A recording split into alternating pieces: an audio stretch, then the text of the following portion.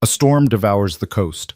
A woman with a shattered leg drags herself across a splintering pier, wood buried in her ribs, blood washing into the rain. She's already decided. The ocean is kinder than what's chasing her. Then he appears. Adrian Voss, a name that makes empires flinch. He kneels in the downpour, rage and something worse burning in his eyes. Why didn't you call me? The question cuts deeper than any blade. This is their story. A collision of betrayal, blood, and the kind of loyalty that rewrites fate. Drop a like, comment your city, so I know how far this story travels, and stay until the end. The rain came in sheets, horizontal and merciless, the kind that turned the world into a blur of gray and black. Rhea Vale's vision swam as she dragged herself forward, her left leg a useless deadweight trailing behind her. The pier groaned beneath her weight, old wood, rotten in places, splitting under the assault of the storm. Each pull forward sent fire through her side where the makeshift blade still jutted from between her ribs. She'd tried to remove it once. The blood had come too fast. Now she just clutched it, keeping it in place like a cork in a bottle. The ocean roared below, waves crashing against the pylons with enough force to shake the entire structure. Salt spray mixed with rain, stinging her eyes. She could taste blood in her mouth. Her own or someone else's, she couldn't remember anymore. The last 6 hours had blurred into a nightmare of running, hiding, bleeding. Another foot forward. Her fingernails scraped against wet wood, one breaking completely. The pain sharp and immediate, but somehow distant. Everything was distant now. The cold was winning. Her body was shutting down in pieces, prioritizing what little warmth remained for her core, abandoning her extremities to the storm. She'd made it maybe 20 feet from shore. Not far enough. But her strength was gone. Rhea collapsed onto her stomach, cheek pressed against the pier, watching the dark water beneath through the gaps in the boards. The ocean looked almost peaceful from here. Quiet. Final. Better than the alternative. Better than what Luca Moretti would do if his people found her alive. She closed her eyes. The wind howled. The rain hammered down. The pier creaked and swayed like a dying animal. Then footsteps. Heavy. Deliberate. Moving toward her through the storm with the certainty of someone who knew exactly where they were going. Rhea's eyes snapped open. No, not now. Not when she was this close to it being over. She tried to move, to drag herself further, but her body refused. She managed to turn her head, rain immediately pelting her face, blurring her vision. A figure cut through the chaos. Tall, broad-shouldered, dressed in black that was now plastered to his frame, ruined by the downpour. He moved like the storm didn't exist, like the wind and rain were simply irrelevant details. Adrian Voss. Rhea's breath caught, pain lancing through her chest with the movement. Of all the people who could have found her, it had to be him. He reached her in seconds, dropping to one knee beside her broken body. Up close, his face was all sharp angles and controlled fury. Dark hair plastered to his skull, water running down features that looked carved from stone. But his eyes, black in the storm's darkness, burned with something that made her chest tighten. "Why didn't you call me?" His voice cut through the wind, low and precise. Not a question, an accusation. Rhea tried to speak, but only managed a wet cough that brought blood to her lips. She turned her face away, pressing her forehead against the pier. Adrian's hand appeared in her peripheral vision, reaching for the wood embedded in her side. "Don't." The word came out as barely a whisper, but he heard it. His hand stopped. "You're bleeding out." Good. The word hung between them for a moment. Then Adrian stood, and before Rhea could process what was happening, he'd scooped her up with the efficiency of someone moving a piece of furniture. She gasped as the wood shifted in her side, fresh agony blooming through her torso. "Put me down!" She tried to struggle, but her body had nothing left. "Let me go." "No." One word, absolute, final. He carried her off the pier like she weighed nothing, his stride never faltering despite the wind trying to knock them both sideways. Rhea's head lolled against his chest, her consciousness flickering. Through the rain, she could make out a vehicle. Black, expensive, doors already open. Someone else was there, holding an umbrella that did absolutely nothing against the storm. "Hospital," the other man said. Young, nervous. "The house!" Adrian's voice left no room for argument. He slid into the back seat, still holding Rhea, and the door slammed shut behind them. The sudden absence of wind and rain felt like stepping into another world. The vehicle's interior was warm, quiet, except for the drumming of rain on the roof. Ria's teeth were chattering, her whole body shaking with cold and shock. Adrian shifted her in his arms, his hand pressing against the wound in her side, keeping pressure on the embedded wood. It hurt, but Ria was beyond caring. She could feel consciousness slipping away, the edges of her vision going dark. "Stay awake," Adrian's voice, closer now, almost in her ear. "Ria, look at me." She didn't want to. Didn't want to see whatever was in those eyes, but her gaze dragged upward anyway, finding his face inches from hers. "Why?" The question fell from her lips before she could stop it. Adrian's jaw tightened. "Because you should have called." Then the darkness took her. She surfaced slowly, consciousness returning in fragments. Soft sheets, dim light. The absence of pain, which was wrong, because she should hurt everywhere. Ria's eyes opened to an unfamiliar ceiling, high, ornate, the kind of architectural detail that screamed old money. She tried to sit up and immediately regretted it as her body reminded her of every injury. The pain was there, just muted, wrapped in the cotton wool haze of serious painkillers. She was in a bed. An enormous bed in a room that looked like it belonged in a mansion.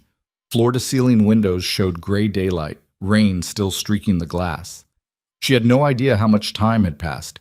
Ria looked down at herself. Someone had changed her clothes. She now wore a soft cotton shirt and loose pants that weren't hers. Her left leg was immobilized in a brace.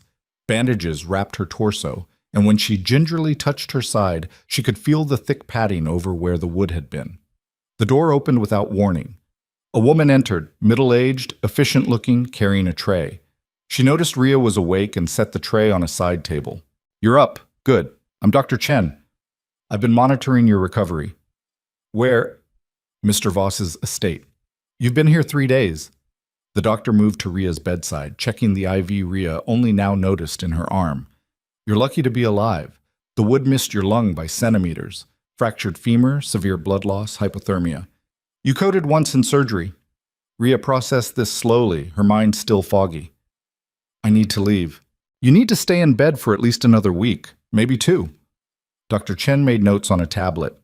"Your body went through significant trauma." "I don't care." Ria started trying to sit up properly, gritting her teeth against the pain even through the medication. "I can't be here." "You don't have a choice." The new voice came from the doorway. Adrian stood there, still dressed in black but dry now, perfectly composed. He looked like he'd stepped out of a board meeting, not like someone who'd carried a dying woman through a storm 3 days ago. Dr. Chen excused herself quietly, leaving the tray and disappearing through the door. Adrian closed it behind her with a soft click. The room suddenly felt smaller. He crossed to the windows, hands in his pockets, looking out at the rain. "You've caused me considerable inconvenience, Ria." She said nothing. Her heart was beating too fast, and she hated that he could probably see it in her throat. "The Moretti Circle is looking for you, quite aggressively." He turned to face her, and his expression was unreadable. "They've put out word. A bounty. Anyone who brings you in alive gets a significant sum. Dead is also acceptable, though worth slightly less." Ria's hands fisted in the sheets. "Then you should collect." Something flickered across Adrian's face. Anger, maybe. Or disappointment. It was gone before she could identify it. "I want to know what you stole from me." The words hit like a physical blow. Ria felt her lungs constrict, the air suddenly thin. "I don't know what—" "Don't!" Adrian's voice didn't rise, but it cut through her attempt at denial like a blade. "I've had 3 days to put the pieces together. The Moretti job 6 weeks ago. The encrypted drives that disappeared from my Istanbul facility. The inside information someone needed to even know those drives existed." He moved closer to the bed, each step measured. "The Morettis hired you. Specifically you, because you're good at what you do. Infiltration, extraction. You've worked the gray markets for years, staying off the major players' radar. Smart." He stopped at the foot of the bed, but not smart enough to ask who you were stealing from. Ria's throat was dry. She couldn't look away from him, pinned by that dark gaze. "They told you it was a corporate espionage job. Clean, simple. Get in, grab the data, get out." Adrian tilted his head slightly. What went wrong? I'm not telling you anything. You will. No threat in his tone, just certainty. Because the Morettis left you to die, Rhea. They knew you'd been compromised. They knew I was coming, and they fed you to me like bait to see what I'd do. That couldn't be right. Rhea had completed the job. She'd delivered the drives to the drop point, exactly as specified. The ambush had come later, when she was already clear, when she thought she was safe. Her mind stuttered over the timeline. The timing had been too perfect. The mercenaries had known exactly where she'd be, exactly when. Not following her, waiting for her. You're lying, but her voice lacked conviction. Adrian pulled out his phone, tapped the screen a few times, then turned it toward her. Security footage, grainy but clear enough. A warehouse she recognized, the drop point. Rhea watched herself enter, place the bag containing the drives, and leave. Then, 30 seconds after she disappeared from frame, a different figure entered. Took the bag. Left. That's Luca Moretti himself, Adrian said quietly. Personally collecting the merchandise. Except he only took 2 of the 3 drives. The third he left, along with a tracking device that pinged my security team within the hour. Rhea felt cold spreading through her chest. No. They wanted me to find you. Wanted to see if I'd kill you, or if there was something more interesting at play. Adrian pocketed his phone. The attack on the pier wasn't them trying to finish you. It was them making sure you ran exactly where they wanted you to run. Straight to me, bleeding and desperate. The room tilted. Rhea pressed a hand to her mouth, nausea rising. Why?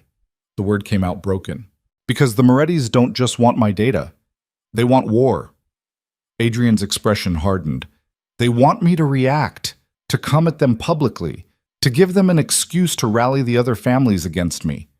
He moved around the bed, closer to her side. Rhea wanted to lean away but couldn't, her body still too weak. So I'll ask again, why didn't you call me? We're not... Rhea struggled for words. I don't know you. Yes, you do. Adrian's voice dropped lower. 3 years ago, Prague. You were running from a Belgian syndicate contract that went wrong. I pulled you out of that situation. The memory hit her like cold water. A safe house. A man in the shadows offering protection. No questions asked, no payment required. She'd been terrified, certain it was a trap, but he'd simply given her a clean passport and a plane ticket and walked away. She'd never known his name, never seen his face clearly, just a voice in the dark and a hand extended when she had no other options. That was you? I've been watching your career since then. Adrian's gaze didn't waver. You're talented, careful. You don't take jobs that involve casualties. You have a code, which is rare in your line of work. He paused. And 6 months ago, you stopped being careful. You started taking risks, dangerous jobs from dangerous people. Rhea looked away. Her hands were shaking. What changed? Adrian asked. She wasn't going to answer. Couldn't. The words locked in her throat, protected by years of practice at keeping secrets. Then Adrian said quietly, Her name is Elena. Your sister. 22 years old, student at Columbia, currently on medical leave. Rhea's head snapped back toward him, fear spiking through the drug haze. Don't you dare! She has acute lymphoblastic leukemia, diagnosed 8 months ago. Aggressive type. She needed treatment immediately. Adrian's voice remained level, factual. Treatment that costs more money than you've ever seen. So you did what you had to do. You took jobs from people you shouldn't have, including Luca Moretti. Tears burned Rhea's eyes. She blinked them back furiously. If you touch her, I already have. The world stopped. Adrian reached into his jacket and pulled out a phone, different from his own. He unlocked it and passed it to Rhea. The screen showed a photo. Recent. Elena wearing a hospital gown but smiling, giving a thumbs up to the camera. She looked tired but alive. There was a date stamp, yesterday. She's at a private facility in Switzerland, Adrian said. Best oncology program in the world. Dr. Hoffman is personally overseeing her care. All expenses covered. She thinks it's a research program she qualified for. She doesn't know about you. Rhea stared at the photo, her sister's face blurring as tears finally spilled over. Why would you? Because you didn't call me. Adrian took the phone back gently. Because you tried to handle it alone and nearly got yourself killed. Multiple times from what I can see. He moved to the chair beside the bed, sitting down in a way that suggested he had all the time in the world. Here's what happens now. You stay here while you heal. You don't leave, you don't contact anyone, you don't do anything except recover. Elena stays in Switzerland getting the best care available. When you're healthy, we'll discuss your options. Ria's voice came out hoarse. What options? That depends on whether you cooperate. Adrian's expression remained neutral. The Morettis used you as a pawn. They expected me to kill you and trigger a war. Instead, you're here, alive, under my protection. I'm your prisoner. You're my guest. Adrian stood. The distinction matters. He moved toward the door, then paused with his hand on the handle. Get some rest. Dr. Chen will be back to check on you in a few hours. If you need anything, there's a call button by the bed. He glanced back at her. And Ria? Don't try to leave. You won't make it past the front gate, and I'd rather not have to carry you back through another storm. Then he was gone, the door closing with a soft click that sounded like a lock engaging. Ria sat in the enormous bed in the luxurious room in what was clearly a prison disguised as a palace. Her sister was safe. She was alive. And she was completely, utterly trapped. She pulled her knees up as much as the leg brace allowed, wrapping her arms around them, and let herself shake. The next few days blurred together in a haze of medication, examinations, and enforced rest. Dr. Chen appeared like clockwork, morning, afternoon, evening, checking Ria's vitals, changing bandages, adjusting dosages. She was professional, efficient, and utterly unwilling to answer any questions about where they were or how long Ria would be kept here. The room itself offered few clues. No personal items, no documents, nothing that indicated whose house this was beyond the obvious wealth. The windows were real glass, not fake, but when Ria finally mustered the strength to limp over to them on day 5, she saw only manicured ground stretching into forest. No neighboring houses, no roads visible. The isolation was absolute. She tried the door once, late at night when she thought everyone might be asleep. It opened easily, no lock. But the hallway beyond was patrolled. A man in a suit, armed, nodded politely at her and suggested she return to bed. His hand never moved toward his weapon, but the threat was clear enough. Adrian didn't visit again. Ria told herself she was relieved, that his absence gave her time to think, to plan. But the planning kept circling back to the same impossible problem. Elena was safe as long as Ria stayed compliant. The moment she tried to run, to fight back, that safety evaporated. She was trapped by the one thing she couldn't afford to gamble with. On the 6th day, Dr. Chen removed the IV and downgraded Ria's pain medication to pills. You're healing well, faster than expected, actually. Young and healthy helps. She made notes on her ever-present tablet. You can start moving around more. Gentle walks. Don't push it. When can I leave? Dr. Chen didn't look up. That's not my department. After she left, Ria forced herself out of bed and into the attached bathroom, her first real look at herself since waking up. The mirror showed a stranger. Pale skin, hollowed cheeks, hair that desperately needed washing. The bruising across her ribs had faded to yellow-green, visible at the edges of her bandages.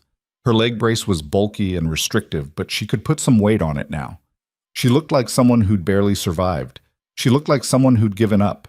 The anger that thought sparked was the first thing she'd felt besides fear and exhaustion in days. Ria gripped the edge of the sink, staring at her reflection. No, she wasn't giving up. She was surviving, like she always had, and survivors found a way out. The next day, she ventured beyond her room. The hallway was wide, decorated with art that probably cost more than most people made in a lifetime. Thick carpet muffled her uneven footsteps as she made her way toward what she hoped was downstairs. The guard from before was gone, though she had no doubt she was being watched through cameras. She found a grand staircase and descended carefully, gripping the railing. The ground floor opened into a massive foyer, marble floors, crystal chandelier, the kind of space designed to intimidate. Can I help you? Ria turned to find a woman in her 50s, impeccably dressed, looking at her with polite inquiry. I'm just walking. Doctor's orders. Of course. The woman's smile didn't reach her eyes. I'm Mrs. Kovac, the house manager. If you need anything during your stay, please let me know. Where's Adrian? Mr. Voss is attending to business. He'll return when his schedule permits. The tone suggested this was a common occurrence. Would you like lunch? The kitchen can prepare whatever you'd prefer. Ria's stomach growled, betraying her. She hadn't had real food in days, just broth and bland things Dr. Chen had approved. Anything's fine. Mrs. Kovach led her through the house to a smaller dining room, though smaller was relative, given it could still seat 12. A meal appeared within 20 minutes. Roasted chicken, vegetables, bread that was still warm. Ria tried to eat slowly, but her body had other ideas. She was ravenous. She was halfway through when the door opened and Adrian walked in. He looked the same as before, perfectly put together, dark suit, not a hair out of place, but there was something in the set of his shoulders, a tension that suggested wherever he'd been, whatever he'd been doing, hadn't gone smoothly. Their eyes met across the table. "You're up," he said. Dr. Chen cleared me for movement. Adrian moved to the sideboard, poured himself a drink, whiskey, from the look and smell, and took the chair across from her. Not at the head of the table, but directly opposite, close enough to make casual conversation impossible. He took a sip of his drink, studying her over the rim of the glass. "How's the pain?" "Manageable." "That's not what I asked." Ria set down her fork. "It hurts. Everything hurts. But I've had worse." "I know." Adrian set his glass down. "I've read your medical history. The scar on your shoulder from the Antwerp job. The 3 broken ribs from Madrid. The concussion in Seoul that should have killed you. The fact that he had access to her medical records should have surprised her. It didn't. Is this where you tell me I'm reckless? No. This is where I tell you that you're going to get yourself killed, and your sister will be alone." His gaze didn't waver. "Elena doesn't have anyone else, does she? No other family? No one who can take care of her if you're dead?" Ria's jaw tightened. "You don't get to talk about her. Someone has to." Adrian leaned back in his chair. "You've spent 6 months destroying yourself to save her, taking jobs from criminals, burning through contacts, making enemies. And for what? The money wasn't enough. It was never going to be enough. I was handling it. You were dying by inches." His voice remained level, almost gentle, which made the words cut deeper. "Another month and you would have taken a job you couldn't walk away from. If the Morettis hadn't gotten to you first, someone else would have." Ria pushed her plate away, her appetite gone. "What do you want from me?" "I already told you. Cooperation." "That's not an answer." Adrian was quiet for a moment, rolling his glass between his palms. When he spoke again, his voice was different, quieter, but somehow more present. "The drives you stole contained financial records, accounts, transactions, names, evidence of money laundering operations across 6 countries, worth billions." He met her eyes. "Luca Moretti wants that information because it gives him leverage over every major player in the Eastern European underground, including me. So get it back." "I intend to." Adrian's smile was cold. "But Luca's smart. He's already copied the data, distributed it to secure locations. Going after him directly would trigger exactly what he wants: open war." Ria waited, sensing there was more. "Instead," Adrian continued, "I'm going to dismantle his operation piece by piece, quietly, efficiently. By the time he realizes what's happening, he'll have nothing left. No soldiers, no territory, no allies." He paused. "No leverage. And where do I fit into this?" "You're the proof that he's willing to sacrifice his own assets. The Morettis are old family, traditional. They value loyalty above everything. When word gets out that Luca left one of his contractors to die as bait," Adrian's expression darkened. "His own people will start questioning him." Understanding dawned, cold and heavy, in Ria's stomach. "You want to use me to turn his organization against him. I want to give you the choice to help me destroy the people who tried to kill you." Adrian leaned forward. "Or you can stay here, heal, and wait while I handle it alone. Either way, the Moretti circle ends. The only question is whether you want to be part of that ending."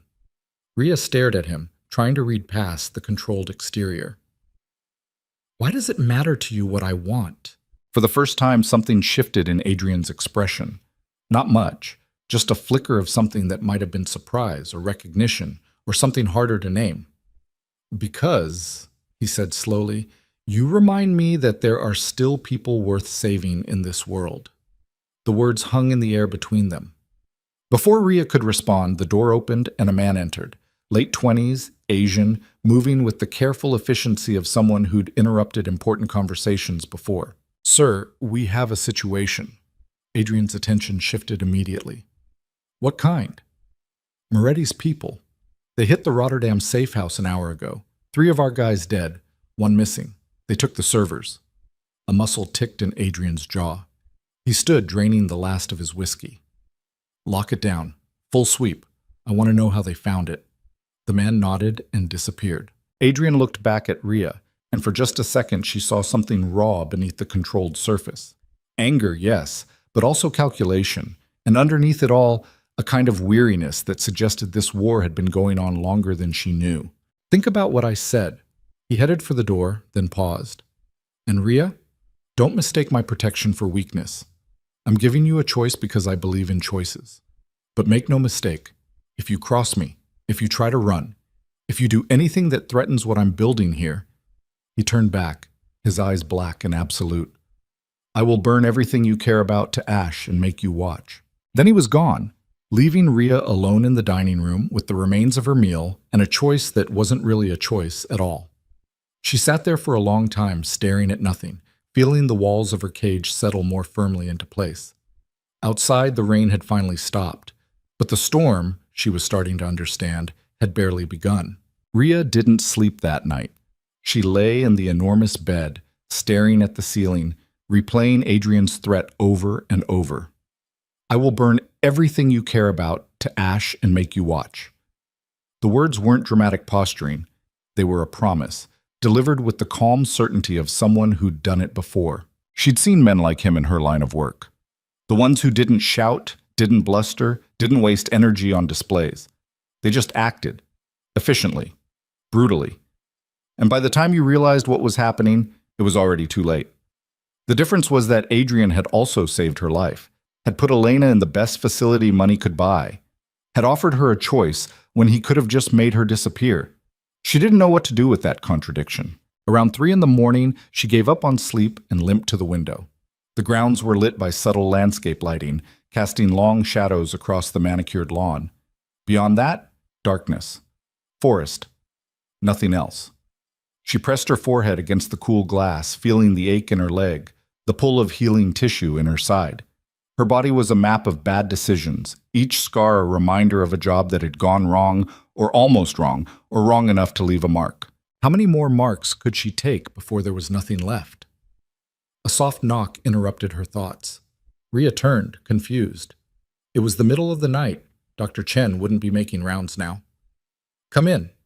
The door opened to reveal a girl, young, maybe 16, wearing pajamas and an oversized cardigan. She had dark hair pulled into a messy bun and carried a tray with tea and what looked like cookies. "Sorry," the girl said, her voice soft. "I saw your light was on.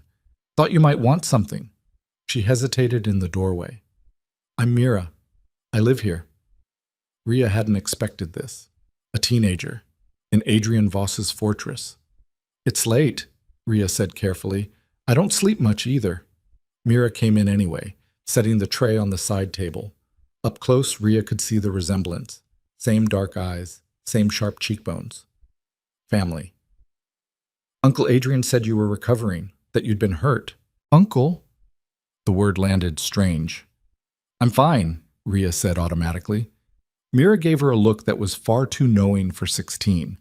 "You're standing at a window at 3 in the morning with a leg brace and bandages. That's not fine." She poured tea into 2 cups, the motion practiced. "But you don't have to talk about it. I just thought you might want company." Rhea didn't want company. She wanted to be alone, to think, to figure out her next move. But something about the girl's quiet presence was disarming. She found herself sitting in the chair near the window, accepting the cup of tea. Mira settled onto the floor, back against the wall, cradling her own cup. "This house is weird at night," she said conversationally. "Too big, too quiet. Sometimes I walk around just to make noise." "How long have you lived here?" 4 years, since I was 12. Mira took a sip of tea. "My parents died. Car accident. Uncle Adrian took me in." "I'm sorry." "Everyone says that." Mira's smile was sad. "But yeah, it sucked. Still sucks sometimes." She looked up at Rhea. "He's not as scary as he seems, you know." Adrian? Ria thought about the cold promise in his voice, the absolute control in every movement. He's exactly as scary as he seems. Maybe, Mira shrugged. But he's also the person who sat with me every night for 6 months after my parents died because I couldn't sleep. Who learned to braid hair because mine kept getting tangled and I wouldn't let anyone else touch it. Who... She trailed off, then shook her head. I don't know what he does. His business. I know it's not normal, but he's never hurt me, never lied to me, and he's kept me safe. Ria didn't know what to say to that. It didn't match the man who'd threatened to burn her world down. But then, people were rarely just one thing. Why are you telling me this? Ria asked. Mira was quiet for a moment, turning her cup between her hands. Because you look like you're trying to figure out if he's the villain or not. And I wanted you to know he's not. He's just... She searched for words. Complicated. Before Ria could respond, footsteps sounded in the hallway. Adrian appeared in the doorway, still dressed, looking like he hadn't been to bed at all. His gaze went from Mira to Ria and back. It's late. Couldn't sleep, Mira said, unperturbed. She stood, collecting the tray. I was keeping Ria company. Adrian's expression softened fractionally when he looked at his niece. School tomorrow. It's already tomorrow. But Mira headed for the door anyway. She paused next to Adrian. Be nice, she said quietly, then disappeared into the hallway. Adrian watched her go, something unreadable crossing his face. Then he turned back to Ria. She doesn't know what I do, he said, and I'd like to keep it that way. I'm not going to tell a 16-year-old her uncle runs a criminal empire. Good. Adrian stepped into the room, closing the door behind him. He looked tired, not physically exhausted, but worn in a way that suggested too many problems and not enough solutions. We found the leak. Ria set down her tea. What leak? The Rotterdam safe house. Moretti's people knew exactly where it was, exactly when to hit it. Someone gave them the information. Adrian moved to the window, looking out at the dark grounds. One of my own men. He'd been on Luca's payroll for 3 months. What happened to him? He's no longer a problem. Adrian's voice was flat, final. He turned back to face her. But it means we have a bigger issue. If Luca has one person inside my organization, he likely has more. Ria could see where this was going. And you think I might be one of them? No. The answer was immediate, surprising. If you were working for Luca, you'd be dead. He doesn't let loose ends walk around. Adrian crossed his arms. But it does mean I need to move faster than I planned. Every day I wait gives him more time to dig in, to recruit more people, to strengthen his position. So what are you going to do? Adrian studied her for a long moment. I'm going to give you what you want. What? Your freedom. He said it simply, like it wasn't the last thing she'd expected to hear. Tomorrow, you'll be transported to a secure location in Switzerland. You can see Elena, make sure she's being properly cared for. After that, you can go wherever you want. New identity, clean passport, enough money to start over. Ria's heart was pounding. Why? Because I don't keep people who don't want to be kept. Adrian's gaze didn't waver. And because this war is going to get uglier before it ends, I won't force you to be part of it. It was everything she'd wanted. Freedom. Elena. A way out. So why did it feel like a trap? What's the catch? Ria asked. No catch, but Adrian moved toward the door. But the offer expires tomorrow night. After that, things change. The situation becomes too dangerous to let anyone leave. He opened the door, paused. Get some sleep, Ria. You have a decision to make. Then he was gone, and Ria was alone with her tea and her thoughts, and a choice that should have been easy, but felt like standing on the edge of a cliff. Morning came too fast. Dr. Chen appeared at 8, running through her usual checks, pronouncing Ria fit for travel if she chose to go. Mrs. Kovac brought breakfast, eggs, toast, fruit, and mentioned that a car would be ready whenever Ria was. Everyone was being so carefully neutral, so polite, like they were all waiting for her to do something. Ria picked at her food, her appetite gone. She should be packing, getting ready. This was her way out. Elena was safe, and soon Ria would be too. They could disappear, start over somewhere far from all of this. But her mind kept circling back to Adrian's face when Mira had told him to be nice. the exhaustion in his eyes when he talked about the leak, the quiet certainty in his voice when he'd said, "You remind me that there are still people worth saving." She barely knew him, didn't trust him, had every reason to run as far and fast as possible. So why was she hesitating? Around noon, Mira knocked on her door again. "Want to go for a walk? Dr. Chen said you should move around." Ria agreed, grateful for the distraction. They made their way downstairs and out into the grounds. The day was overcast but dry, the air crisp. Mira matched her pace to Ria's slower one without comment. "Are you leaving?" Mira asked after a few minutes. "I don't know." "Uncle Adrian thinks you will." Mira kicked at a stone on the path. "He told Mrs. Kovach to prepare the guest suite for someone new. He only does that when he thinks someone's not coming back." Ria glanced at the girl. "Would you leave? If you were me?" Mira was quiet for a long time. They'd made it halfway around the garden before she answered. "I don't know what happened to you, what you did, or what was done to you, but—" She stopped walking, turning to face Ria. "My parents died because someone ran a red light. Just a random accident. No meaning, no purpose. And I spent months wishing I'd died with them because at least that would have made sense." Tears were gathering in Mira's eyes, but her voice stayed steady. "Adrian didn't have to take me in.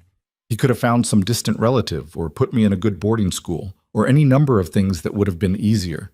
But he brought me here, made space for me, let me be angry and broken and awful for as long as I needed to be." She wiped at her eyes. "So yeah, I'd probably leave too if I were you, because staying means owing someone something, and that's scary. But leaving also means you never find out if maybe they're worth staying for."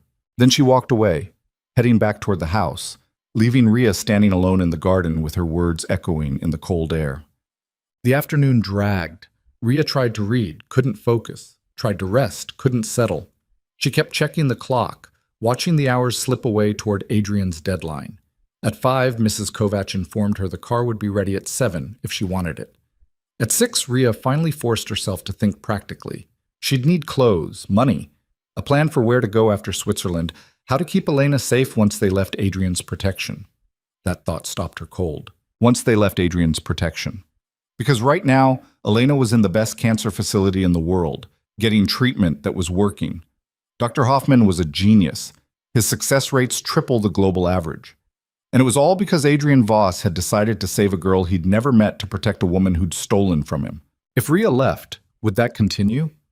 Or would Adrian withdraw his support, send Elena back to whatever public hospital would take her, let her slip through the cracks of a system that didn't care about one more sick girl without money? He'd said no catch, but that didn't mean there wouldn't be consequences. Ria pressed her hands against her face, trying to think. The smart move was to leave, get out while she could, figure out Elena's treatment on her own somehow. But the job with the Morettis was supposed to be the smart move too. And look where that had gotten her. A knock on the door. Ria lowered her hands. "Come in." Adrian entered, and she knew immediately something had changed. He looked like he hadn't slept, his jaw tight, his movements sharper than usual. "What happened?" Ria asked. "Luca made a move." Adrian's voice was clipped. "He hit 3 of my supply routes simultaneously, burned 2 warehouses, killed 6 people. He moved to the window, staring out with barely controlled fury. And he sent me a message, said to ask you what happens to thieves in the old families."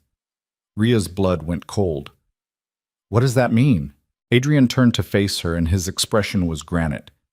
"In traditional organized crime, there's a punishment for theft. They cut off your hands." He paused. "But Luca's more creative. He takes something you value, something you can't replace." Understanding hit like a physical blow. "Elena, he doesn't have her." Adrian said it quickly, firmly. "The facility is secure. I've tripled the guards.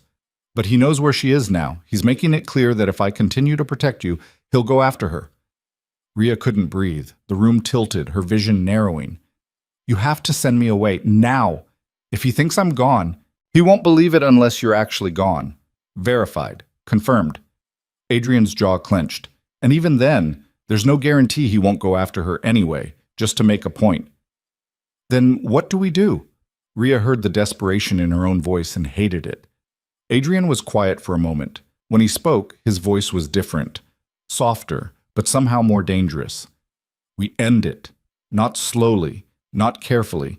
We burn Luca Moretti to the ground before he can make another move. How? You said you delivered 3 drives. Luca took 2 and left 1 as bait. Adrian pulled out his phone, tapped through to an image. But there's a 4th drive, one that was never supposed to exist. My insurance policy. The image showed a small external drive, nondescript. It contains everything, not just the financial records Luca wanted, but the real information. Names, locations. Every person he's paid off, every cop on his payroll, every dirty deal he's made in the last decade. Adrian's eyes were black fire. Luca doesn't know it exists, but his second-in-command does. Man named Viktor Sokolov. He's the one who set up the security protocols for Luca's network. Why would he help you? Because Viktor is old school. He believes in honor, in loyalty to the family structure. And Luca left you to die, used you as bait. That violates the code Viktor spent his whole life following. Adrian pocketed his phone. He's been looking for a reason to turn on Luca. I just need to give him the proof that Luca's gone too far. Ria's mind was racing. You want me to meet with him? Yes. That's insane. If this is a trap, it's not. Adrian moved closer. Viktor reached out 3 days ago. He wants to help, but he won't deal with me directly. He doesn't trust me. But you... Adrian's expression shifted. You're the woman Luca threw away. The proof that he's lost his way. Viktor will listen to you. And if he doesn't, if this whole thing is Luca's play, then I'll be there to get you out. Adrian's voice dropped. I won't let you die for this, Ria, but I need you to trust me, for Elena's sake, for both of your futures. Ria looked at him, this man who'd pulled her from a storm, who'd saved her sister, who'd offered her freedom, and then immediately asked her to risk everything. She thought about Mira's words in the garden, about owing someone something, about finding out if they're worth staying for. What do I have to do? She asked. The meeting was set for tomorrow night. An industrial district in the city, neutral ground, Viktor's choice. Ria would go in wearing a wire, armed, with Adrian's people positioned around the perimeter. In and out in 20 minutes. Simple. Except nothing about this was simple. Ria spent the evening being briefed by a man named Alexei. Late 30s, Russian accent, the kind of calm that came from seeing too much violence to be shocked by it anymore. He walked her through the location, the exits, the signals she'd use if things went wrong. Viktor is careful, Alexei said, pointing to a map. He will search you for weapons. You'll have to surrender your gun. Then how am I supposed to defend myself? Alexei smiled slightly. You won't be defenseless. He handed her what looked like an ordinary pen. Click it twice. Triggers a distress beacon. We'll be there in 90 seconds. A lot can happen in 90 seconds. Yes. Alexei didn't sugarcoat it, which is why you need to be smart. Stay calm. If it feels wrong, you click the pen and you run. Understand? Ria nodded, pocketing the pen. Adrian appeared in the doorway. Alexei, give us a moment. The Russian left without comment. Adrian closed the door, leaning against it. You don't have to do this, he said. Yes, I do. Ria met his gaze. Elena's in danger because of me, because I took a job I shouldn't have taken. I'm not going to hide while other people clean up my mess. This isn't about cleaning up your mess. This is about survival. Adrian pushed off the door, moving closer. Luca wants a war. I'm giving him one. But wars have casualties, and I don't... He stopped himself, jaw tightening. Don't what? I don't want you to be one of them. The admission seemed to cost him something. You were supposed to leave today. Be safe. Instead, you're walking into a meeting that could get you killed. Why do you care? Ria asked. The question had been building since the pier, since he'd carried her broken body through a storm. You barely know me. Adrian was quiet for a long moment. When he spoke, his voice was rough. 3 years ago, I made a choice. I saw someone who needed help, and I helped them. No strings, no agenda, just... He shook his head. I don't make those choices often. My world doesn't allow for mercy. He moved to the window, staring out at the dark grounds. But you took that help and you used it to build something better. You didn't fall back into the same patterns. You tried to go legitimate, to make a clean life. He glanced back at her. And then life kicked you in the teeth anyway. Your sister got sick. You did what you had to do. I stole from you, Ria said. You stole from someone you thought was a corporation, an abstract entity. You didn't know you were stealing from me. Adrian turned fully to face her. And when the Morettis betrayed you, when they left you to die, you didn't come to me for revenge. You crawled onto a pier and tried to disappear quietly. You chose peace over war. He crossed the space between them, stopping close enough that Ria had to tilt her head back to hold his gaze. That's why I care, he said quietly. Because in my world, almost no one makes that choice. They always choose the war. Ria's heart was pounding. She could smell his cologne, see the fine lines at the corners of his eyes, the scar cutting through his left eyebrow. And what about you? She asked. What do you choose? Adrian's expression shifted, something raw flickering beneath the control. I choose to protect the things I decide are worth protecting. His hand came up, fingers brushing her jaw with surprising gentleness. And right now, that includes you. The air between them felt electric. Ria knew she should step back, put distance between them, but she couldn't move. Adrian? The door burst open. Alexei stood there, his usual calm shattered. Sir, we have a problem. Adrian's hand dropped, his mask sliding back into place instantly. What kind? Victor's dead. Killed an hour ago in his apartment. Single shot, professional. The room went cold. Ria felt her stomach drop. Luca? Adrian asked, already knowing the answer. Has to be. Victor's apartment was secure. Someone he trusted got close enough to put a bullet in his head. Alexei's expression was grim. And that's not all. There's been a breach at the Swiss facility. Someone tried to get into Elena's wing. Security stopped them, but Ria didn't hear the rest. Blood roared in her ears. She pushed past Adrian, past Alexei, out into the hallway. She needed air, needed space, needed...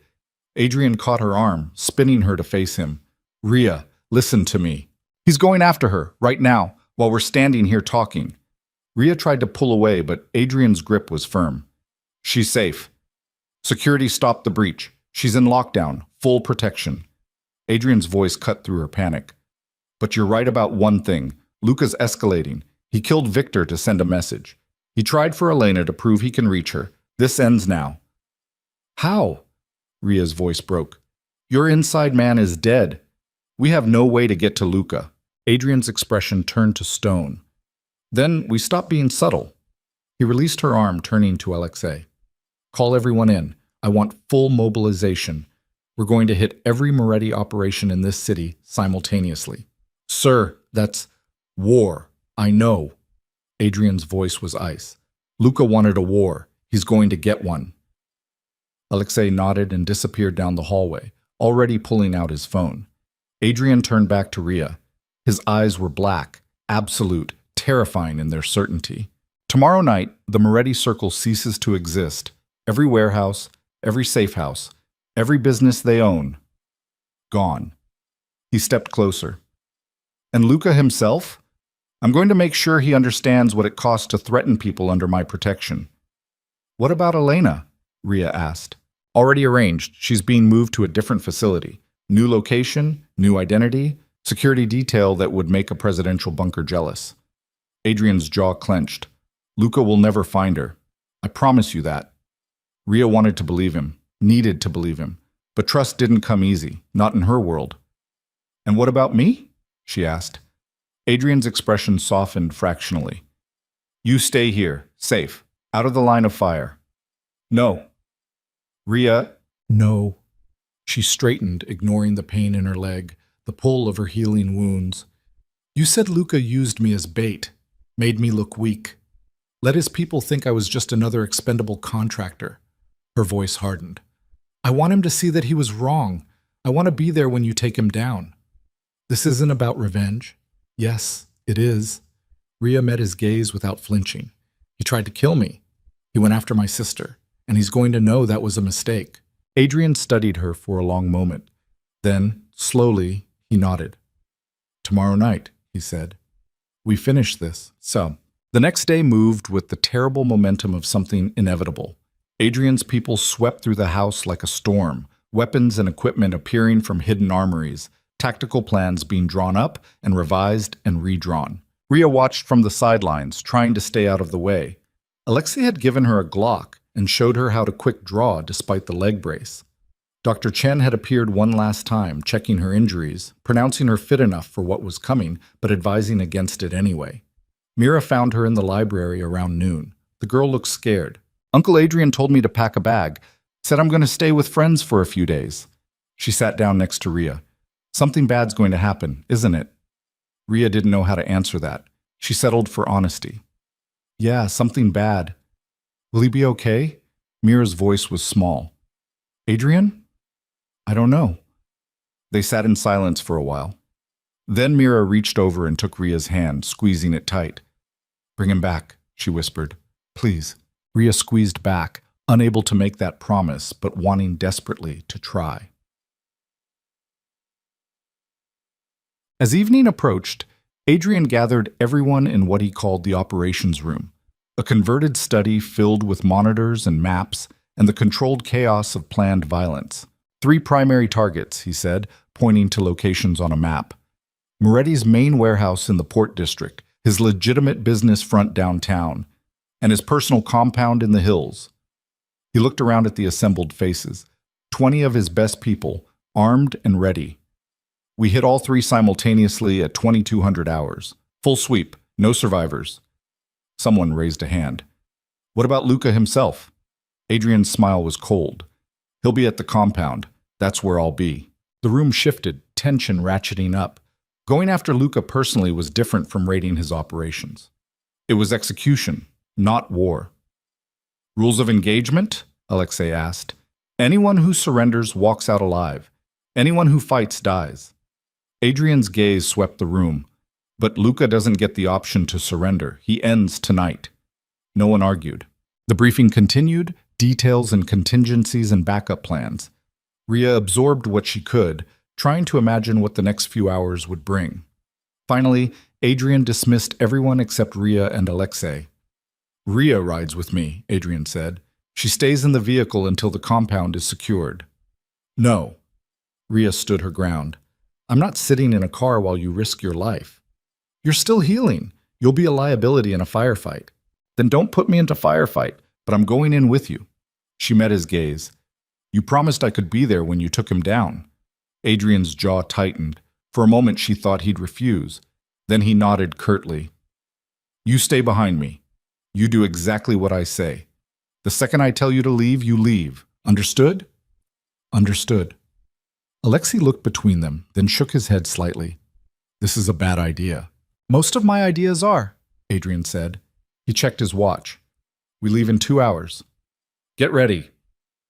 Ria spent those 2 hours in her room, checking her weapon, taping her ribs tighter beneath a borrowed tactical vest, trying to calm the adrenaline already singing through her veins.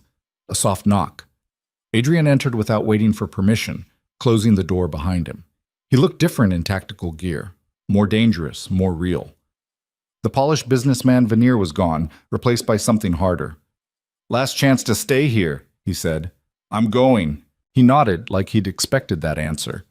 Then he crossed the room and pulled something from his pocket. A small device, earpiece and microphone combined. Comms unit, he said, handing it to her. You'll be able to hear everything happening across all 3 sites, and I'll be able to hear you.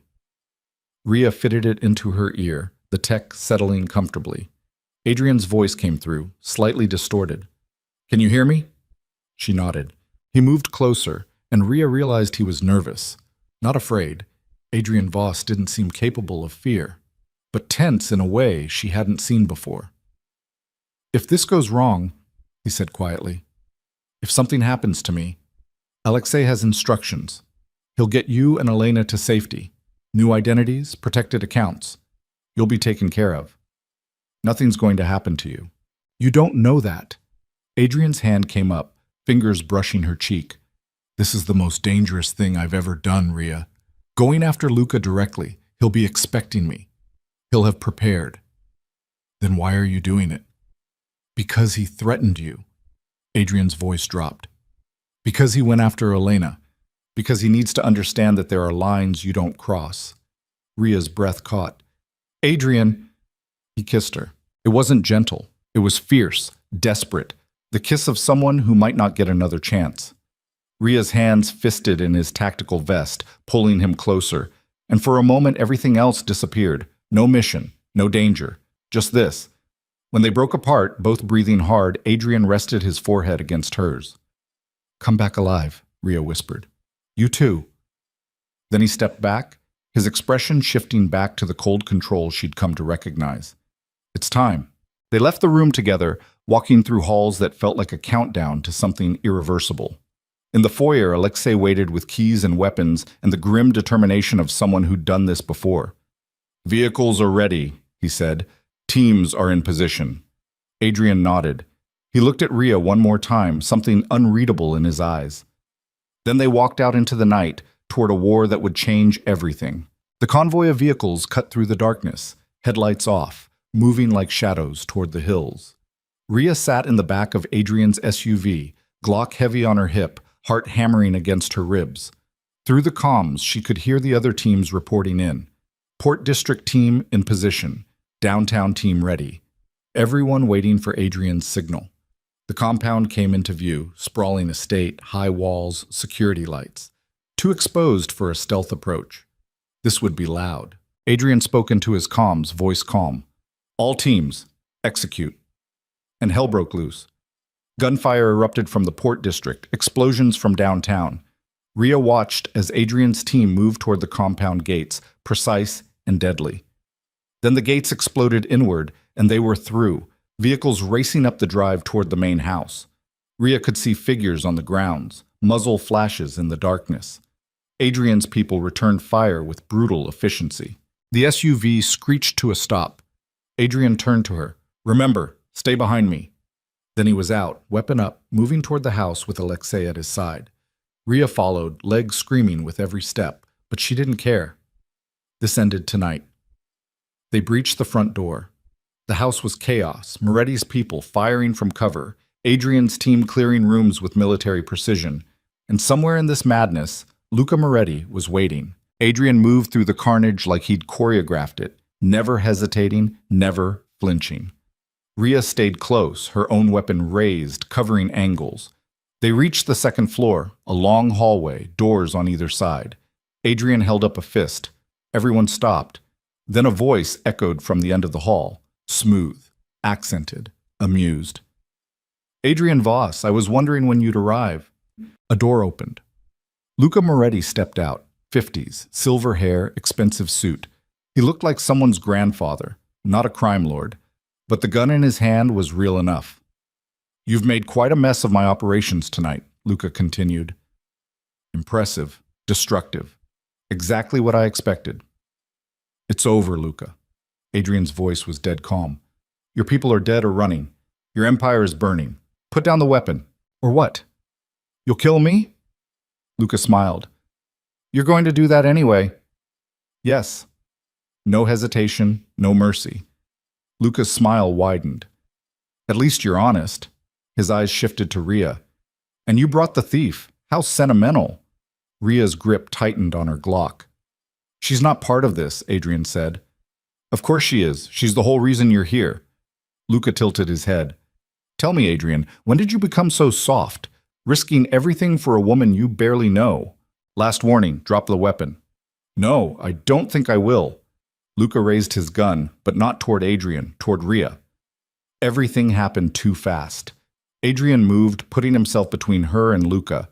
The shot rang out, deafening in the confined space. Adrian staggered, red blooming across his shoulder. Ria screamed, raised her own weapon, and fired. Her shot took Luca in the chest. He looked surprised, almost offended, then crumpled to the floor. Alexei and the others rushed forward, securing the body, clearing the remaining rooms. But Ria couldn't focus on any of that. She dropped to her knees beside Adrian, hands pressing against his shoulder, trying to stop the bleeding. "I'm fine," he gritted out, but his face was pale. "You're shot, you idiot." Tears were running down Ria's face, and she didn't care. "Why did you do that?" Adrian's hand came up, bloody fingers touching her cheek. "Because some things are worth protecting." Then his eyes rolled back and he collapsed, and Ria was screaming for Dr. Chen, for help, for anything, while the man who'd saved her life bled out in her arms, and the empire around them burned to ash. The blood wouldn't stop. Ria pressed harder against Adrian's shoulder, her hands slick and warm, feeling his heartbeat flutter beneath her palms like a trapped bird. Too fast. Too weak. His eyes had rolled back, his body slack against the hardwood floor, and all she could think was that she'd killed him. Not Luca. Her. By being here. By existing. By pulling him into her disaster. "Where the fuck is Dr. Chen?" she screamed. Alexei was on his phone, barking orders in rapid Russian. Two of Adrian's men had dragged Luca's body out of the hallway, leaving a smeared trail of blood. The house was still echoing with gunfire from the lower floors, the staccato rhythm of a battle winding down. "Medevac is 3 minutes out," Alexei said, dropping to his knees beside her. He pressed a field dressing against the wound, his movements efficient. "Move your hands." Ria couldn't. Her fingers were locked, paralyzed. "Ria, move!" Alexei's voice cut through her panic. "Let me work." She jerked back, her hands leaving bloody prints on her tactical vest. Alexei worked fast, packing the wound, wrapping it tight. Adrian's face was ash gray, his breathing shallow. "He's going into shock," Alexei muttered. He looked up at one of his men. "Get me the medical kit, now!" The man ran. Ria stayed frozen, watching Adrian's chest rise and fall, each breath seeming more labored than the last. "He took that bullet for me," she said. Her voice sounded distant, like it belonged to someone else. "Yes." Alexei didn't look up from his work. "He does that." "What?" "Makes stupid decisions for people he cares about." Alexei's jaw tightened. 3 years ago, he took a knife meant for Mira. Before that, a car bomb meant for his father. Adrian Voss has a pathological need to be the shield. The medical kit arrived. Alexei pulled out an IV, started a line with practiced ease. Saline flowed into Adrian's arm. "Is he going to die?" Ria asked. "Not if I can help it." Alexei checked Adrian's pulse, his expression grim. "But the next hour is critical. If he bleeds out internally, if the bullet hits something we can't see..." He stopped himself. "The helicopter will be here soon." Ria became aware of the silence. The gunfire had stopped. One of Adrian's men appeared at the end of the hallway. "Compound is secure, sir. Moretti's people either dead or surrendered. We've got 12 prisoners downstairs." "Good. Lock them down." Alexei never took his eyes off Adrian. "And someone find Dr. Chen. Tell her to meet us at the extraction point." The man disappeared. The house settled into an eerie quiet, broken only by Adrian's labored breathing and the distant wail of sirens. Ria looked down at her hands, covered in blood. His blood. Because of her. "This is my fault," she whispered. "No." Alexei's voice was sharp. "This is Luca Moretti's fault. He started this war. He went after Elena. Adrian just finished it." But it didn't feel finished. It felt like the beginning of something worse. The helicopter landed on the compound's lawn 5 minutes later, rotors screaming, kicking up debris. 4 men in tactical medical gear jumped out, moving with the efficiency of a trauma team. They had Adrian on a stretcher in seconds, IVs still attached, pressure dressings in place. Dr. Chen was with them, her face tight with concentration. She did a rapid assessment, checked his vitals, then looked at Alexei. "We need to move. Now. He's lost too much blood." They carried Adrian toward the helicopter. Ria followed, her legs screaming in protest, but she didn't care. She wasn't leaving him. Dr. Chen grabbed her arm as she tried to climb aboard. "You can't." "I'm going." Ria's voice left no room for argument. Dr. Chen looked at Alexei. He nodded once. "Let her go." Ria hauled herself into the helicopter, collapsing into a jump seat as the medical team worked around her. The rotors spun up, the world tilting as they lifted off. Through the open door, she could see the Moretti compound below, burning in 3 places. Emergency vehicles converging, the aftermath of their war spreading like a stain. Then they were banking away, racing toward the city, and Ria lost sight of it all. The hospital was private, exclusive, the kind of place that didn't ask questions if you paid enough. They rushed Adrian straight into surgery. Dr. Chen disappeared through swinging doors, leaving Ria and Alexei in a sterile waiting room that smelled like antiseptic and fear. Ria collapsed into a chair, her leg finally giving out. Pain radiated from her thigh, sharp and insistent. She must have torn something in the chaos. Blood was seeping through her pants. Alexei noticed. "You're hurt. It doesn't matter." "It does." He pulled out his phone. I'm getting someone to look at that. I said it doesn't matter. Ria's voice cracked. She pressed her hands to her face, feeling the dried blood crack against her skin. He's dying because of me. He's dying because he made a choice. Alexei sat down heavily beside her. Same choice he'd make again if given the option. Why? He barely knows me. Alexei was quiet for a moment.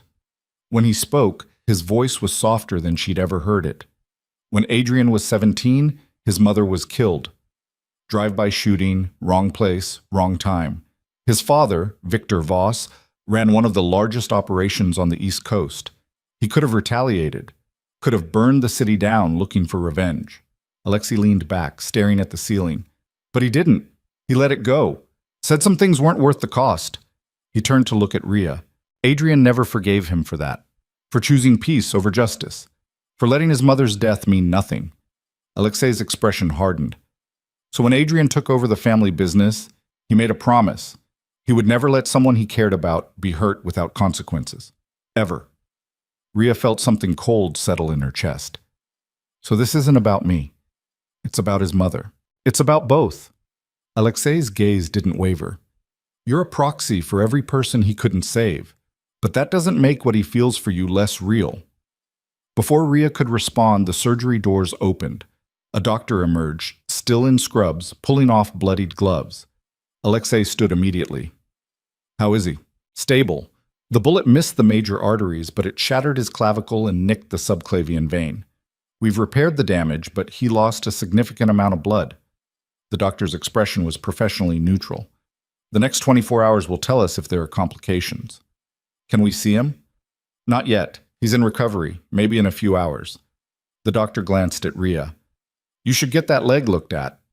Then he was gone, leaving them alone again. Ria exhaled slowly, feeling some of the tension bleed out of her shoulders. Stable. Not good, but not dead. I'll arrange for a room, Alexei said. You need rest.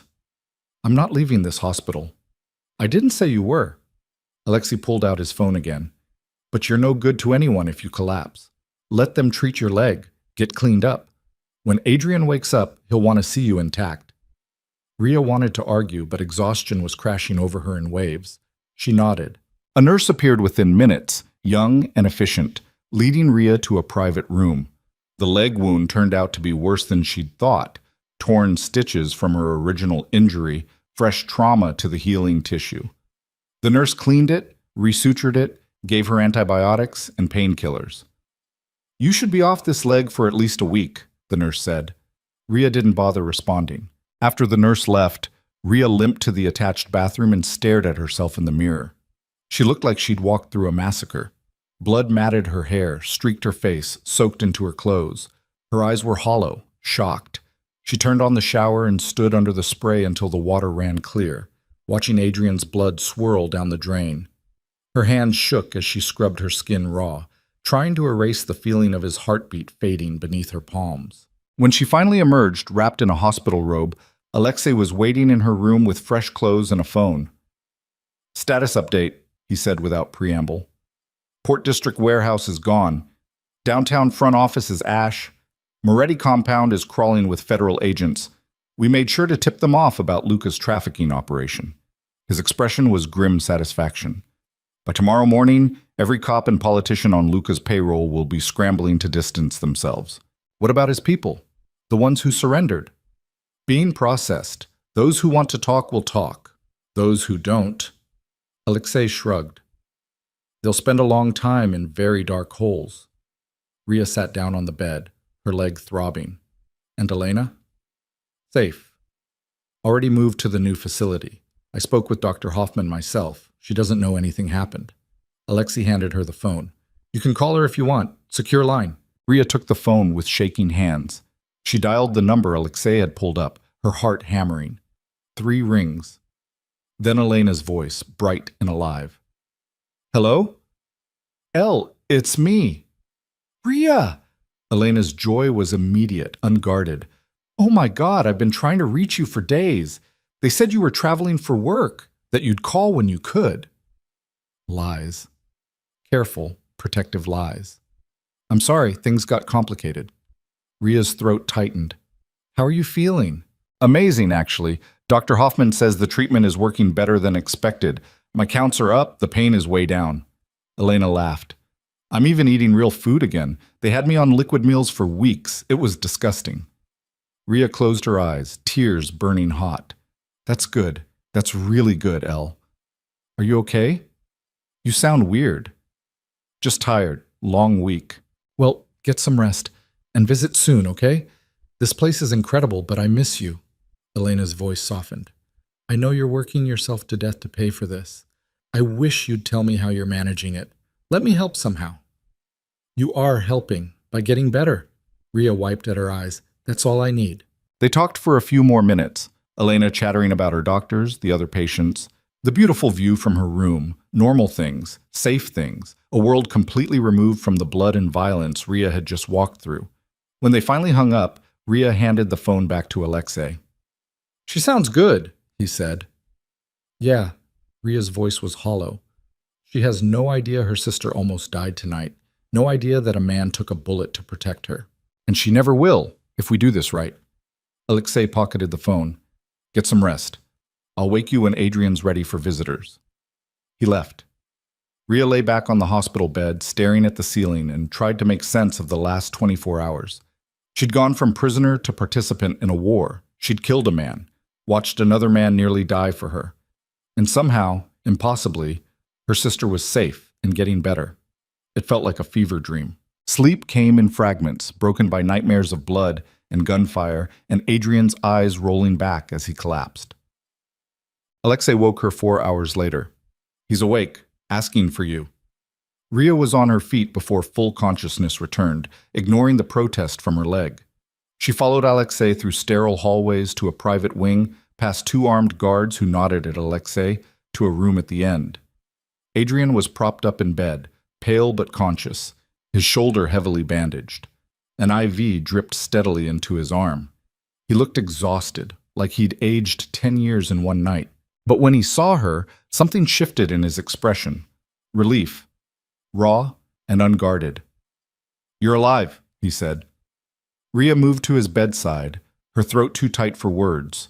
She reached out, her hand hovering over his, afraid to touch him, afraid she'd hurt him more. Adrian caught her hand, his grip weak but sure. I'm fine. You got shot. I've been shot before. His thumb brushed across her knuckles. You got out clean. That's what matters. You're an idiot, Ria's voice broke. You could have died. But I didn't. Adrian's gaze held hers. And Luca's dead. His empire is gone. Elena is safe. We won, Ria. She wanted to believe that, wanted to feel the relief, the victory, but all she could see was the blood. The moment his eyes had closed, the terror that she'd lost him before understanding what he meant to her. Thank you, she whispered. Adrian's expression softened. You don't have to thank me for this. Yes, I do. Ria sat down carefully on the edge of the bed. You saved my life, my sister's life. You risked everything for someone you barely knew. I know you well enough. Adrian's hand tightened on hers. And I don't regret it. Any of it. They sat in silence for a moment, the steady beep of monitors filling the space between words. Then Alexei cleared his throat from the doorway. Sorry to interrupt, but we have a problem. The warmth drained from the room instantly. Adrian's expression shifted back to business. What kind? Federal kind. Alexei stepped inside, closing the door. The raid on Moretti's compound turned up more than we expected. Financial records, communications, video surveillance. That was the point, Adrian said. Yes, but some of that surveillance includes footage from tonight, our people, our vehicles, clear shots of the attack. Alexei's expression was grim. The FBI has identified at least 6 of our men. They're building a RICO case. Ria's stomach dropped. How long do we have? Maybe 48 hours before they start making arrests. Alexei looked at Adrian. We need to move. Get you out of the country until this blows over. No. Adrian's voice was flat. I'm not running. Sir? I said no. Adrian struggled to sit up straighter, wincing. We knew there would be heat from this. We planned for it. Let them build their case. By the time it gets to trial, half their evidence will be inadmissible, and the other half will be contradicted by witnesses we've already prepared. That's a gamble, Alexei said. Everything is a gamble. Adrian's gaze flicked to Ria. But some things are worth the risk. Alexei sighed but didn't argue further. I'll make arrangements. Increase security, prepare the legal team. He headed for the door, then paused. And sir? The other families are asking questions. Word got out about Moretti. They want to know if this was sanctioned. Tell them it was personal. Adrian's voice hardened. Luca crossed a line. He paid for it. Anyone else wants to test those boundaries, they're welcome to try. Alexei nodded and left. Ria looked at Adrian, seeing the exhaustion beneath his control. You should rest. I will, after we talk. Adrian shifted, making room. Sit properly. You're going to hurt yourself perching on the edge like that. Ria settled more comfortably beside him, careful not to jostle his injured shoulder. Up close, she could see the fine tremors in his hands, the pallor of his skin. He was running on fumes and stubbornness. What happens now? She asked. Now? Adrian's smile was tired. Now we deal with the aftermath. The FBI investigation will take months. Some of my people will probably be arrested. I'll have to make sacrifices, offer up scapegoats to keep the heat off the core operation. His gaze grew distant. It's the cost of war. And me? Adrian looked at her fully. What do you want? The question hit harder than expected. A week ago, Ria would have said freedom, distance, a clean break from all of this. Now sitting beside a man who'd taken a bullet for her, who'd saved her sister, who looked at her like she was something worth dying for, she didn't know what she wanted anymore. I don't know, she admitted. That's fair. Adrian's hand found hers again. You've been through hell. You're allowed to be uncertain. What do you want? Ria asked. Adrian was quiet for a long moment. When he spoke, his voice was softer than she'd ever heard it. I want you to stay. Not because you owe me, not because you're afraid, but because you choose to.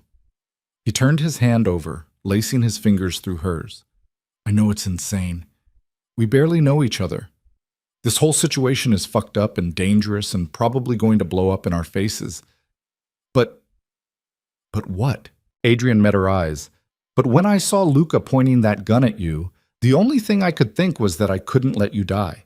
Not then, not ever, if I could help it. His jaw tightened. That probably makes me possessive and irrational and a dozen other things a therapist would have a field day with. But it's the truth. Ria's heart was hammering. Adrian! The door burst open. Alexei stood there, his face ashen. We have a massive problem. Adrian's expression went cold. What now? Elena, someone got to her. The world stopped. Ria was on her feet before her brain caught up, pain exploding through her leg. What do you mean, got to her? I just got a call from Dr. Hoffman. 20 minutes ago, Elena was taken from her room. Professional team, in and out in under 3 minutes. Security didn't even realize she was gone until the shift change. Alexei's voice was strained. They left a message. He held up his phone. On the screen was a photo. Elena, unconscious, slumped in a chair. Alive, but clearly drugged. And behind her, barely visible in the shadows, a figure. Text beneath the image read, You killed the wrong Moretti. Ria felt the floor tilt. Luca's dead. I shot him myself. Yes, but he has a brother. Alexei's expression was grim. Dante Moretti. We thought he was in Europe, staying out of the family business. Apparently we were wrong. Adrian was already trying to get out of bed, his face twisted with pain. Get me a phone. Now. Sir, you can't. Get me a fucking phone. The roar echoed in the small room. Alexei handed over his phone. Adrian dialed with shaking hands, waited. His expression grew darker with each passing second. They're not answering. He tried another number, then another. Each time, nothing. Finally, a text came through. Adrian's face went white. He turned the phone so Ria could see. You took my brother. I took your leverage. We'll call it even after I'm done with her. Attached was another photo. Elena, awake now, terror written across her face. Ria's vision tunneled. She couldn't breathe, couldn't think past the roaring in her ears. Where is he? Her voice came out strangled. We don't know. Alexei was already working his own phone. We're tracking the message source, but it's bouncing through multiple servers. Could take hours. We don't have hours. Ria grabbed Alexei's arm, her grip vice-tight. He's going to kill her. You know he is. We'll find her, Adrian said, but his voice lacked conviction. Another text came through. This time, video. Ria watched, horror freezing her in place, as Dante Moretti, older than Luca, harder, with eyes like dead glass, spoke directly to the camera. Adrian Voss, you've been a thorn in my family's side for too long. My brother tried to handle you diplomatically. Clearly, that was a mistake. Dante's smile was poison. So here's what's going to happen. You're going to transfer ownership of your entire Eastern Seaboard operation to me. All assets, all territory, all contacts. You have 12 hours to make it happen. He stepped aside, revealing Elena strapped to a chair, tears streaming down her face. If you comply, the girl lives. If you don't...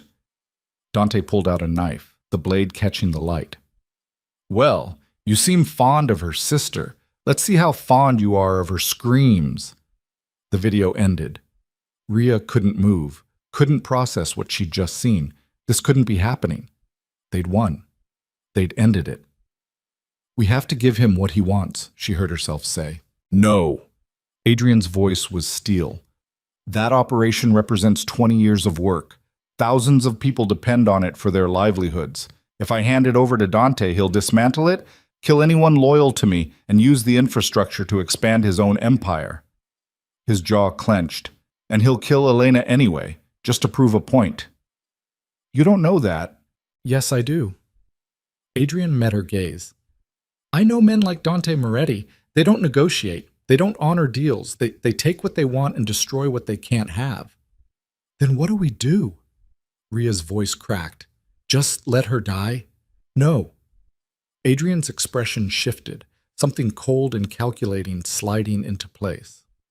We find her, and we end this, permanently. Alexei stepped forward. Sir, you're in no condition. I don't care. Adrian was already pulling the IV from his arm, blood beating at the insertion site. Get me clothes, weapons, and every person we have who isn't currently under federal surveillance. We have 12 hours. We use every second of it. Adrian, you'll kill yourself, Ria said. He looked at her, and what she saw in his eyes made her breath catch. Not fear, not even anger, just absolute unwavering determination. Then I die. But Elena lives. He gripped her hand. I made you a promise, Ria. I told you she'd be safe. I'm not breaking that promise. Not for anything. Dr. Chen appeared in the doorway, alerted by some nurse or monitoring system.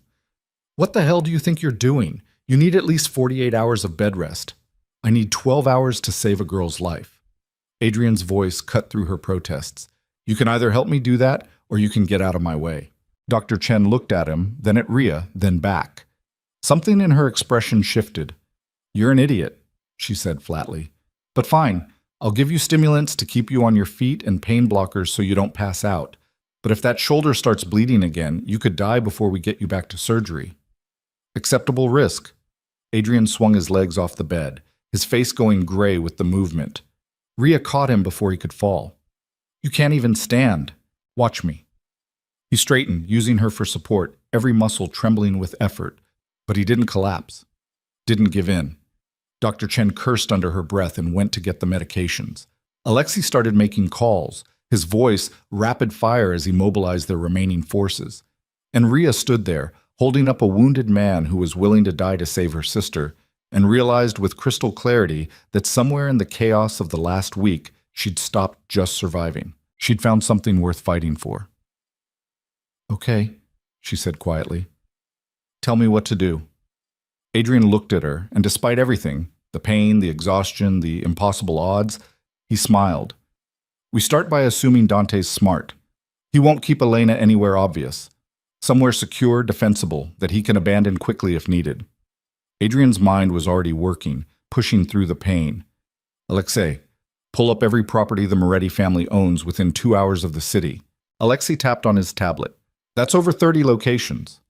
Narrow it to properties acquired in the last 6 months. Dante would have set this up in advance, prepared for the possibility of Luca's death. The list shrank. 15 properties. Industrial zoning, Ria added, her own mind catching up. He needs privacy, Somewhere screaming won't be heard. 5 properties left. Dr. Chen returned with a medical kit.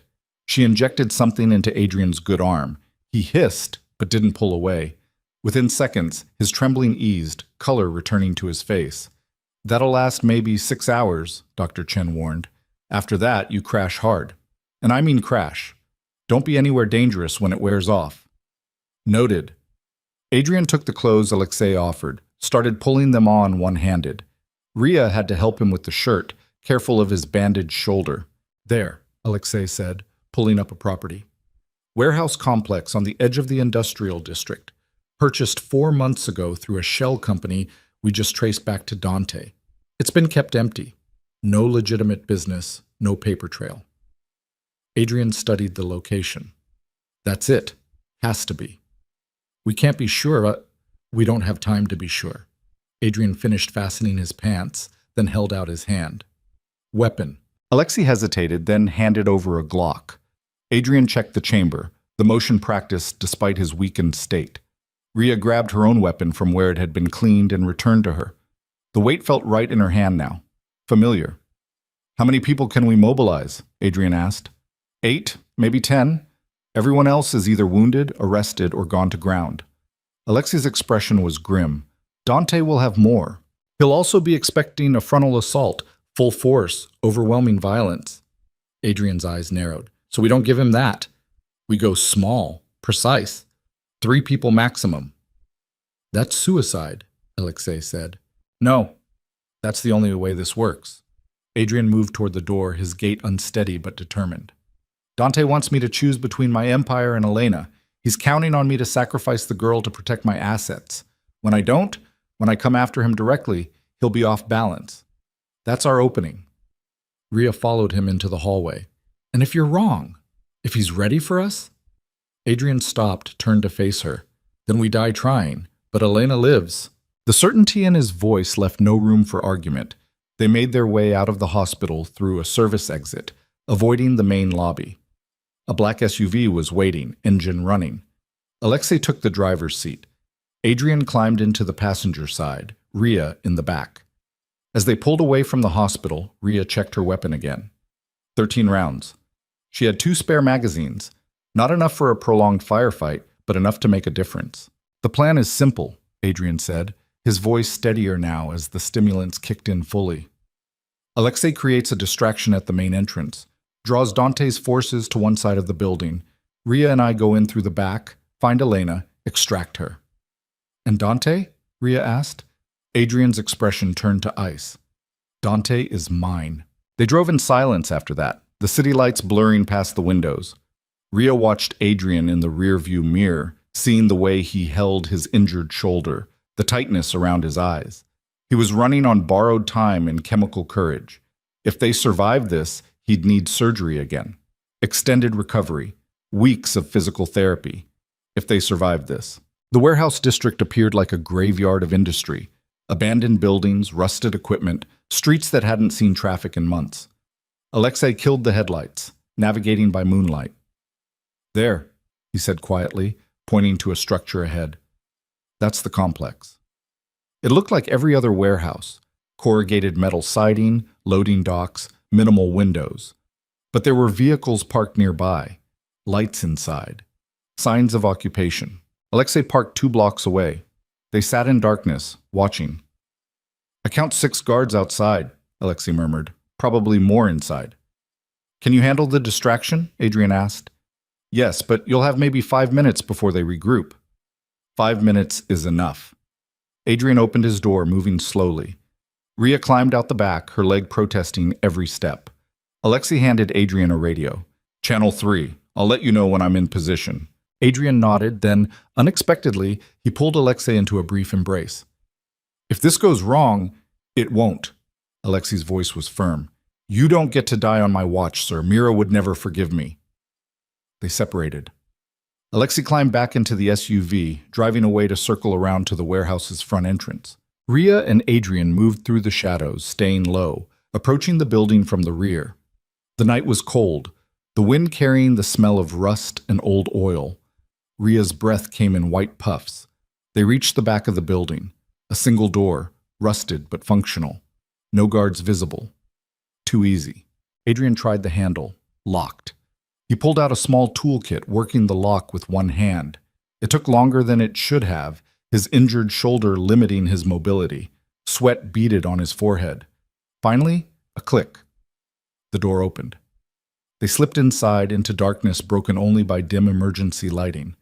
The warehouse was massive, rows of empty shelving, catwalks overhead, the ceiling lost in shadow.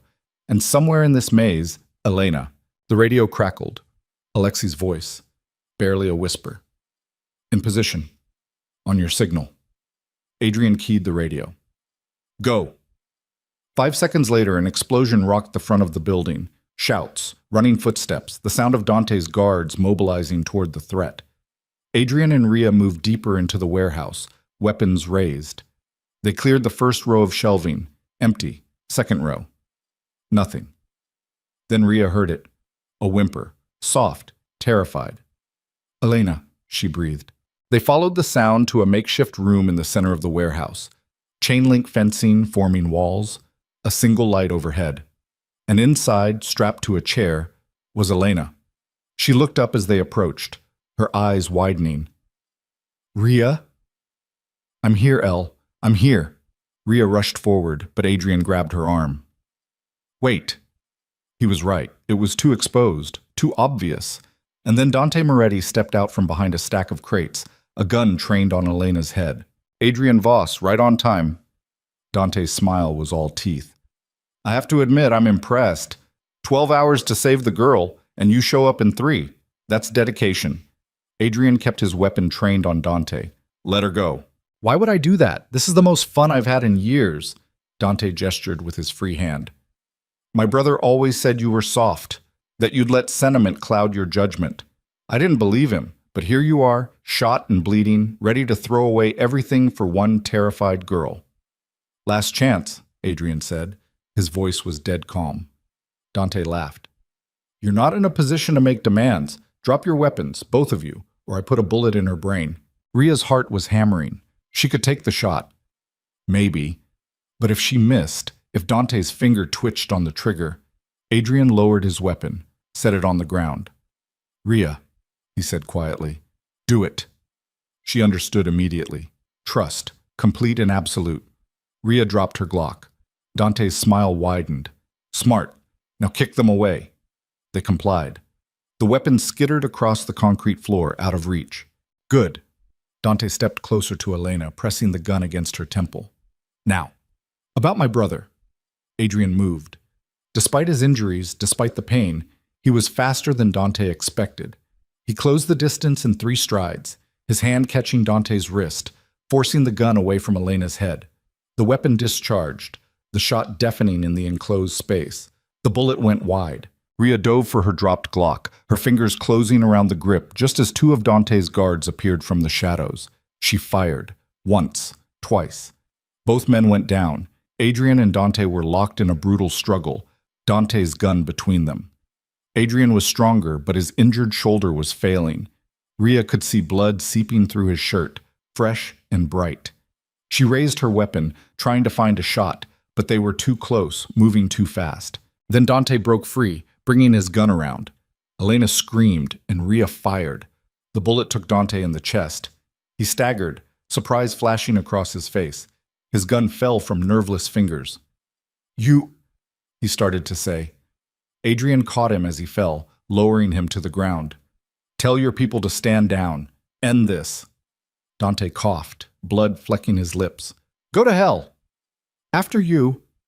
Adrian released him, letting him collapse. Dante's breathing grew ragged, then stopped. His eyes stared at nothing. It was over. Ria rushed to Elena, her hands shaking as she worked the restraints. I've got you, Elle. You're okay.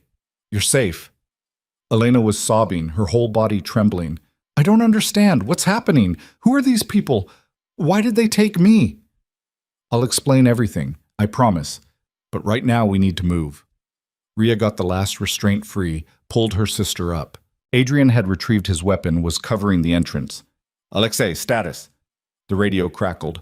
Front is clear. Hostiles retreating. I'm coming to you. But there were more footsteps, coming from deeper in the warehouse. Adrian's expression hardened. "We've got company." 4 more guards appeared, weapons raised. They saw Dante's body and rage transformed their faces. "Kill them!" one shouted. Gunfire erupted. Adrian returned fire, dropping 1 guard. Rhea pushed Elena behind a crate, shielding her with her own body, and fired blind around the corner. Another guard went down, but there were too many, and they were pinned down. Adrian's gun clicked empty. He dropped the magazine, reached for a spare. His shoulder gave out. The magazine fell from his fingers, skittering away. "Adrian!" Rhea screamed. He looked at her, and in that moment, she saw him make a choice. Adrian stood, hands raised, drawing the guard's fire toward himself, and away from Rhea and Elena. "No!" Rhea lunged forward, but it was too late. 3 shots hit Adrian in rapid succession: chest, abdomen, leg. He went down hard, blood spreading across the concrete. Rhea's scream was primal, inhuman. She fired her remaining rounds, not aiming, just pulling the trigger until the slide locked back on an empty chamber. When the ringing in her ears faded, the guards were dead or dying, and Adrian wasn't moving. Rhea crawled to him, her hands finding the wounds, trying to stop the bleeding. But there was too much blood, too many holes, and his eyes were closed. "Adrian! Adrian, stay with me, please!" Her voice broke. "You don't get to die. You promised Elena would be safe. You did it. She's safe, so you have to stay." His eyes fluttered open, unfocused. "Rhea, I'm here. I'm right here. Elena, she's fine. Alive. Because of you." Tears streamed down Rhea's face. "Don't you dare leave me now. Not after everything." Adrian's hand found hers, weak but present. "Not your fault." "Yes, it is. All of this is my fault. I brought this to you. I destroyed everything you built. Worth it." Adrian's smile was faint, bloody. Every second, worth it. Footsteps pounded toward them. Alexei appeared, his face going white when he saw Adrian. "Medic! I need a fucking medic now!" He dropped to his knees beside them, pressing his hands over Adrian's wounds. "Stay with us, sir. Stay with us." But Adrian's eyes were closing again, his breathing shallow and wet. Rhea held his hand, feeling his pulse flutter and fade beneath her fingers, and knew with terrible certainty that she was losing him. The man who'd saved her, who'd protected her sister, who'd chosen her over his empire, over his own life. "Please," she whispered, "please don't go." But the warehouse was filling with sirens now, red and blue lights flashing through the windows, and Rhea realized they were out of time, out of choices, out of miracles. And as medical personnel swarmed around them, as they lifted Adrian's broken body onto a stretcher, as Elena sobbed in Rhea's arms and Alexei barked orders into a phone, Rhea understood the final brutal truth. She could run, take Elena and disappear into the world, use the resources Adrian had given her to build a new life somewhere far from all this violence. Or she could stay, stand beside the man who'd given everything for her and fight for the empire he'd built, the people who depended on him, the legacy that would die if she walked away. The paramedics were moving Adrian toward the exit. Rhea had seconds to decide, run or fight, safety or loyalty. The person she'd been a week ago, or the person Adrian Voss had seen in her when he pulled her from that storm. She looked down at Elena, then at Adrian's unconscious form disappearing through the warehouse doors, and made her choice. Rhea didn't run. She watched the paramedics load Adrian into the ambulance, his face gray beneath the oxygen mask, his body barely clinging to life. Elena was beside her, shaking violently, still not understanding what had just happened or why her sister was covered in blood. "Rhea, please," Elena whispered. "Tell me what's going on." But Rhea couldn't answer. Her mind was moving too fast, calculating angles, weighing options. Adrian had said it himself. Dante's people would regroup. They'd come for revenge. And with Adrian down, with the leadership vacuum, his entire operation would fracture, unless someone held it together. Alexei appeared at her elbow, his face carved from stone. "We need to move. FBI will be here in minutes. Local police are already circling." "Where are they taking him?" Rhea asked, her voice hollow. "Back to the private hospital. Dr. Chen is meeting them there." Alexei's expression was grim. "But Rhea, you need to understand. His chances aren't good. 3 gunshot wounds, massive blood loss, and he was already compromised from the first injury. Even if he makes it through surgery, he'll make it. Ria said it like a command, like she could will it into existence. Alexei's jaw tightened. And if he doesn't, what then? The question hung in the air between them, heavy with implications. Adrian's empire, his people, his enemies circling like sharks who smelled blood in the water. Then we hold the line until he does. Ria turned to face Alexei fully. How many of Adrian's inner circle are still standing? Alexei blinked, surprised by the shift. Maybe 6 people who know the full scope of operations. But they're scattered, in hiding. The FBI is picking people up by the hour. Get them together. Tonight. I don't care how. Ria's voice hardened. And I need a full accounting. Assets, territory, who's loyal, and who's waiting to see which way the wind blows. Ria, you can't. I can, and I will. She looked at Elena, who was staring at her like she was a stranger. But first, I need to get my sister somewhere safe. Somewhere Dante's remaining people can't reach her. Alexei studied her for a long moment, and Ria could see him recalculating, reassessing. She wasn't the broken woman on the pier anymore, wasn't the prisoner in the gilded cage. She was something else now, something harder. There's a safe house, Alexei said slowly. 2 hours north, off the grid, fully stocked. I can have a team there in 30 minutes. Do it! Ria grabbed Elena's hand. Come on, Elle, we're leaving. Where are we going?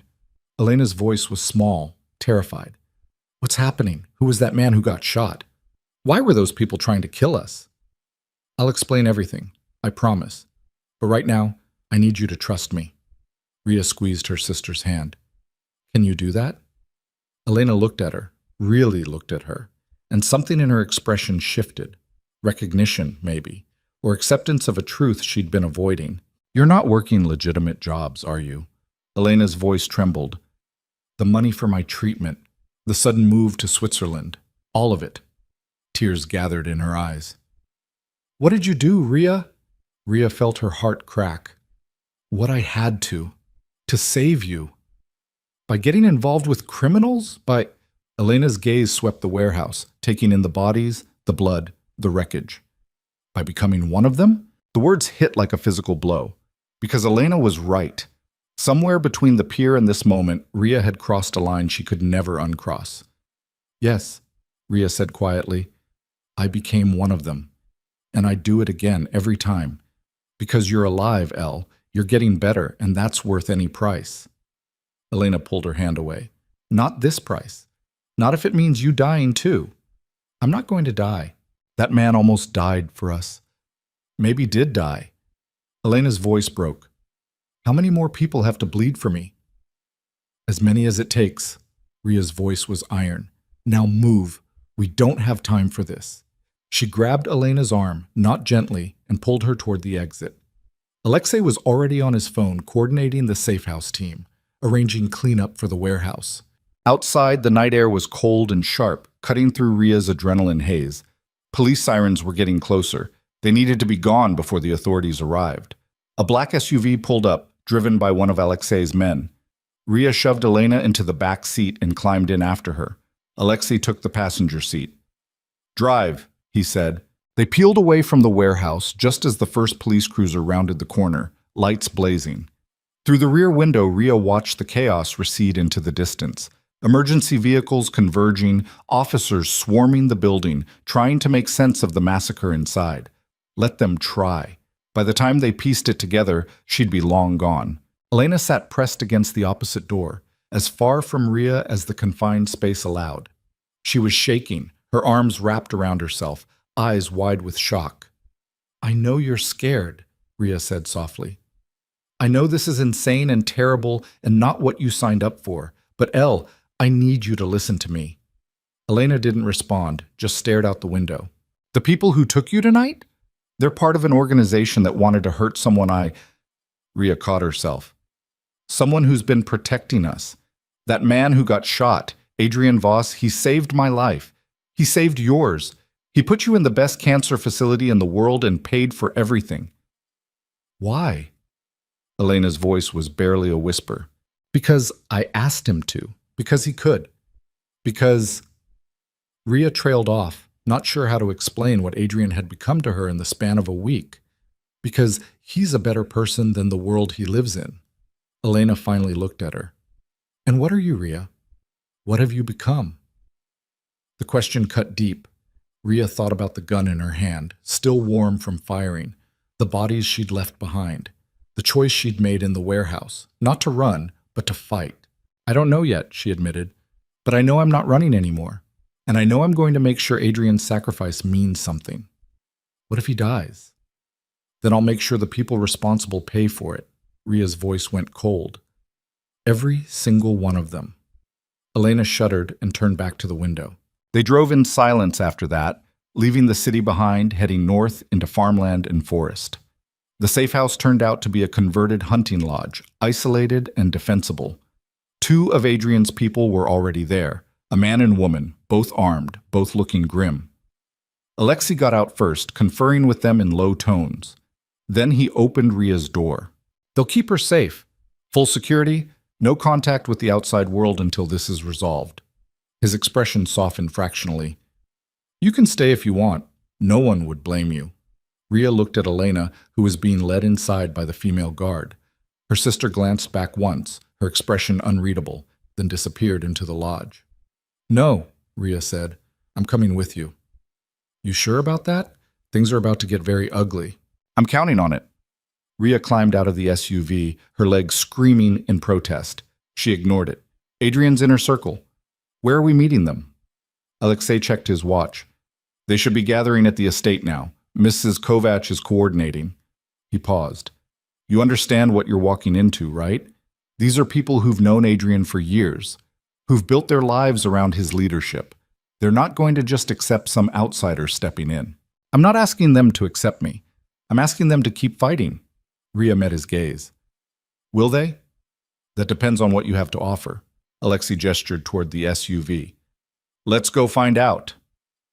The drive back to the city took 90 minutes. Ria used the time to think, to plan. Adrian had built his empire on loyalty and calculated violence. With him down, his enemies would circle. The FBI investigation would intensify. His own people might fracture, fighting over territory and power. She needed to hold it together. Not forever. Just long enough for Adrian to recover. If he recovered. No. She pushed that thought away. He would survive. He had to.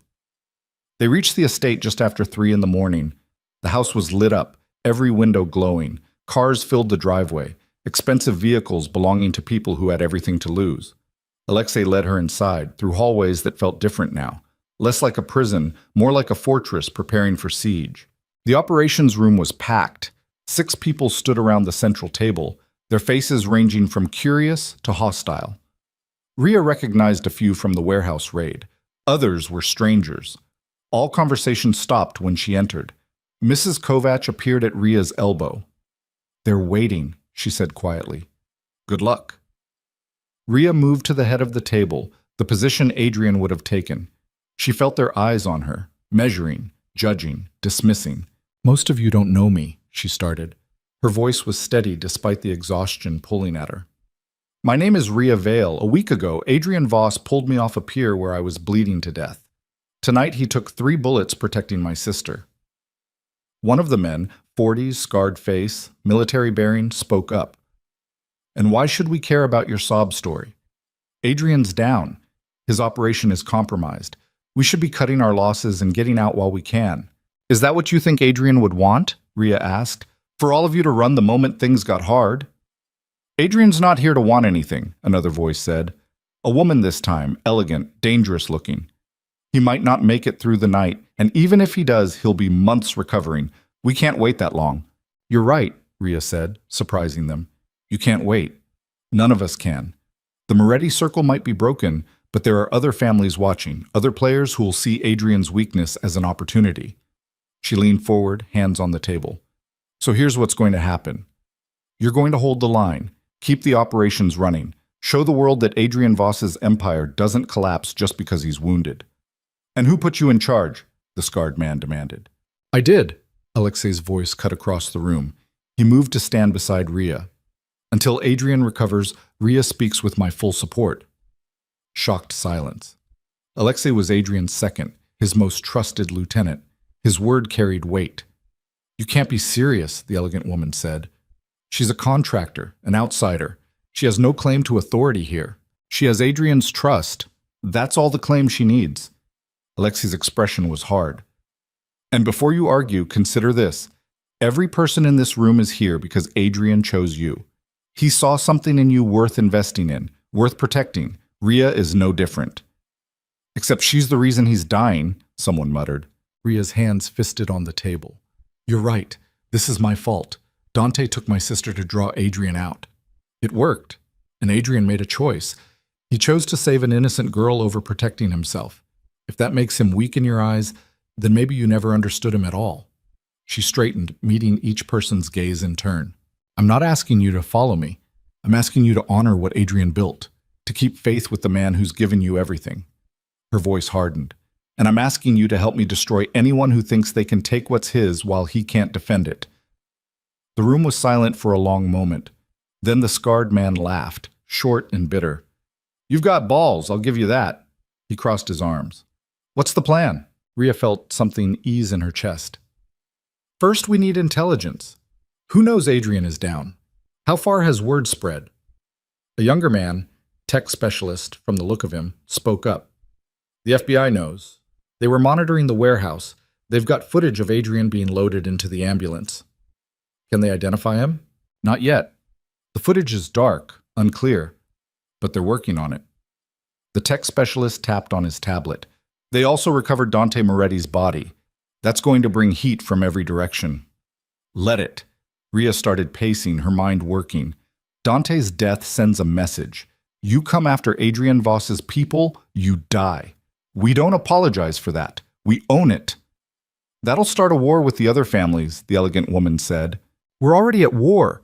We just need to make sure everyone knows we're still capable of fighting it." Ria turned to Alexei. "Adrian's legitimate businesses, the ones that provide cover for the real operations, are they secure?" "For now, but without Adrian's signature, we can't move major assets or make strategic decisions." "Then we don't make strategic decisions. We maintain. We hold position."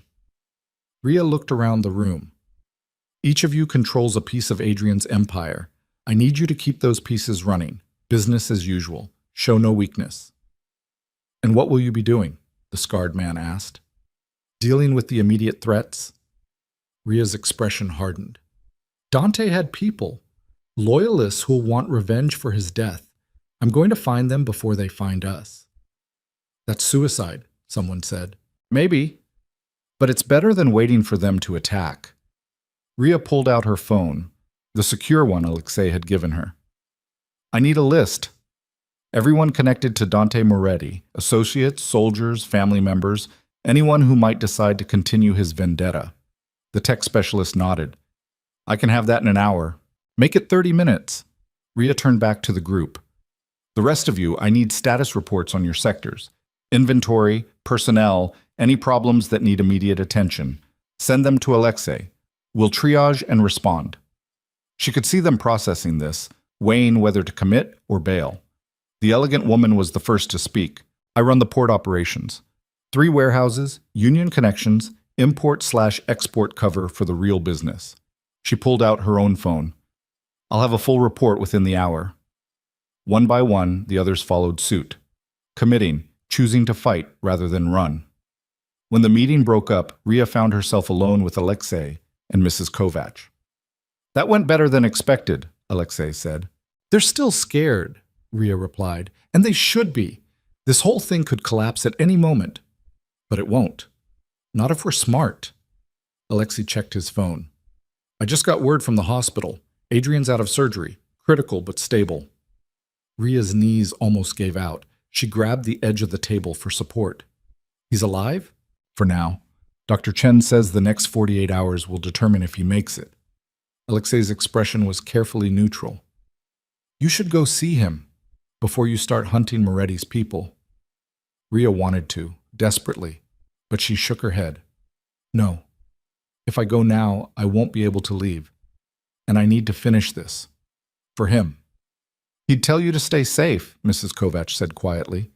"He'd want you protected." "Then he shouldn't have taught me to fight back." Rhea straightened, pushing away from the table. Get me that list. And a vehicle. Something fast and unmarked. Alexei hesitated, then nodded. I'll have it ready in 20 minutes. Rhea used those 20 minutes to change clothes, tactical gear this time, properly fitted. She checked her weapons, loaded fresh magazines. Her leg was agony, the stitches definitely torn, but she wrapped it tight and swallowed more painkillers than recommended. The tech specialist found her in the armory. Your list. He handed over a tablet. 15 names, cross-referenced with known locations and recent activity. Rhea scanned it quickly. Most were low-level soldiers. But 3 names stood out, lieutenants who'd been close to Dante, men with the resources and motivation to strike back. These 3, she said, highlighting them. Where are they now? Carlo Renzo is at a club downtown. Marco Vitale is at his apartment in the financial district, and Nico Sabatini, the tech specialist, paused. He's at Adrian's legitimate office building, the one downtown. Rhea's blood went cold. Why? Security footage shows him entering 2 hours ago with 5 men. They haven't left. They're planting something, bomb maybe, or stealing files. Rhea grabbed the tablet. How secure is that building? Minimal security at night, cleaning crew, front desk guard. Nothing that could stop a professional team. Fuck. Rhea headed for the door. Tell Alexei I'm going there. Now. Alone? I don't have time to wait for backup. Rhea was already moving, her mind racing through scenarios. If Sabatini destroyed Adrian's office, it would expose connections between his legitimate businesses and the illegal operations. The FBI would have everything they needed. She couldn't let that happen. The vehicle Alexei had prepared was a black BMW. Fast, maneuverable, anonymous. Rhea pushed it hard through the empty, pre-dawn streets, running red lights, not caring about traffic laws. The office building loomed ahead, 30 stories of glass and steel, Adrian's name etched in chrome at the entrance. Most windows were dark, but the top floor, Adrian's private office, was lit up.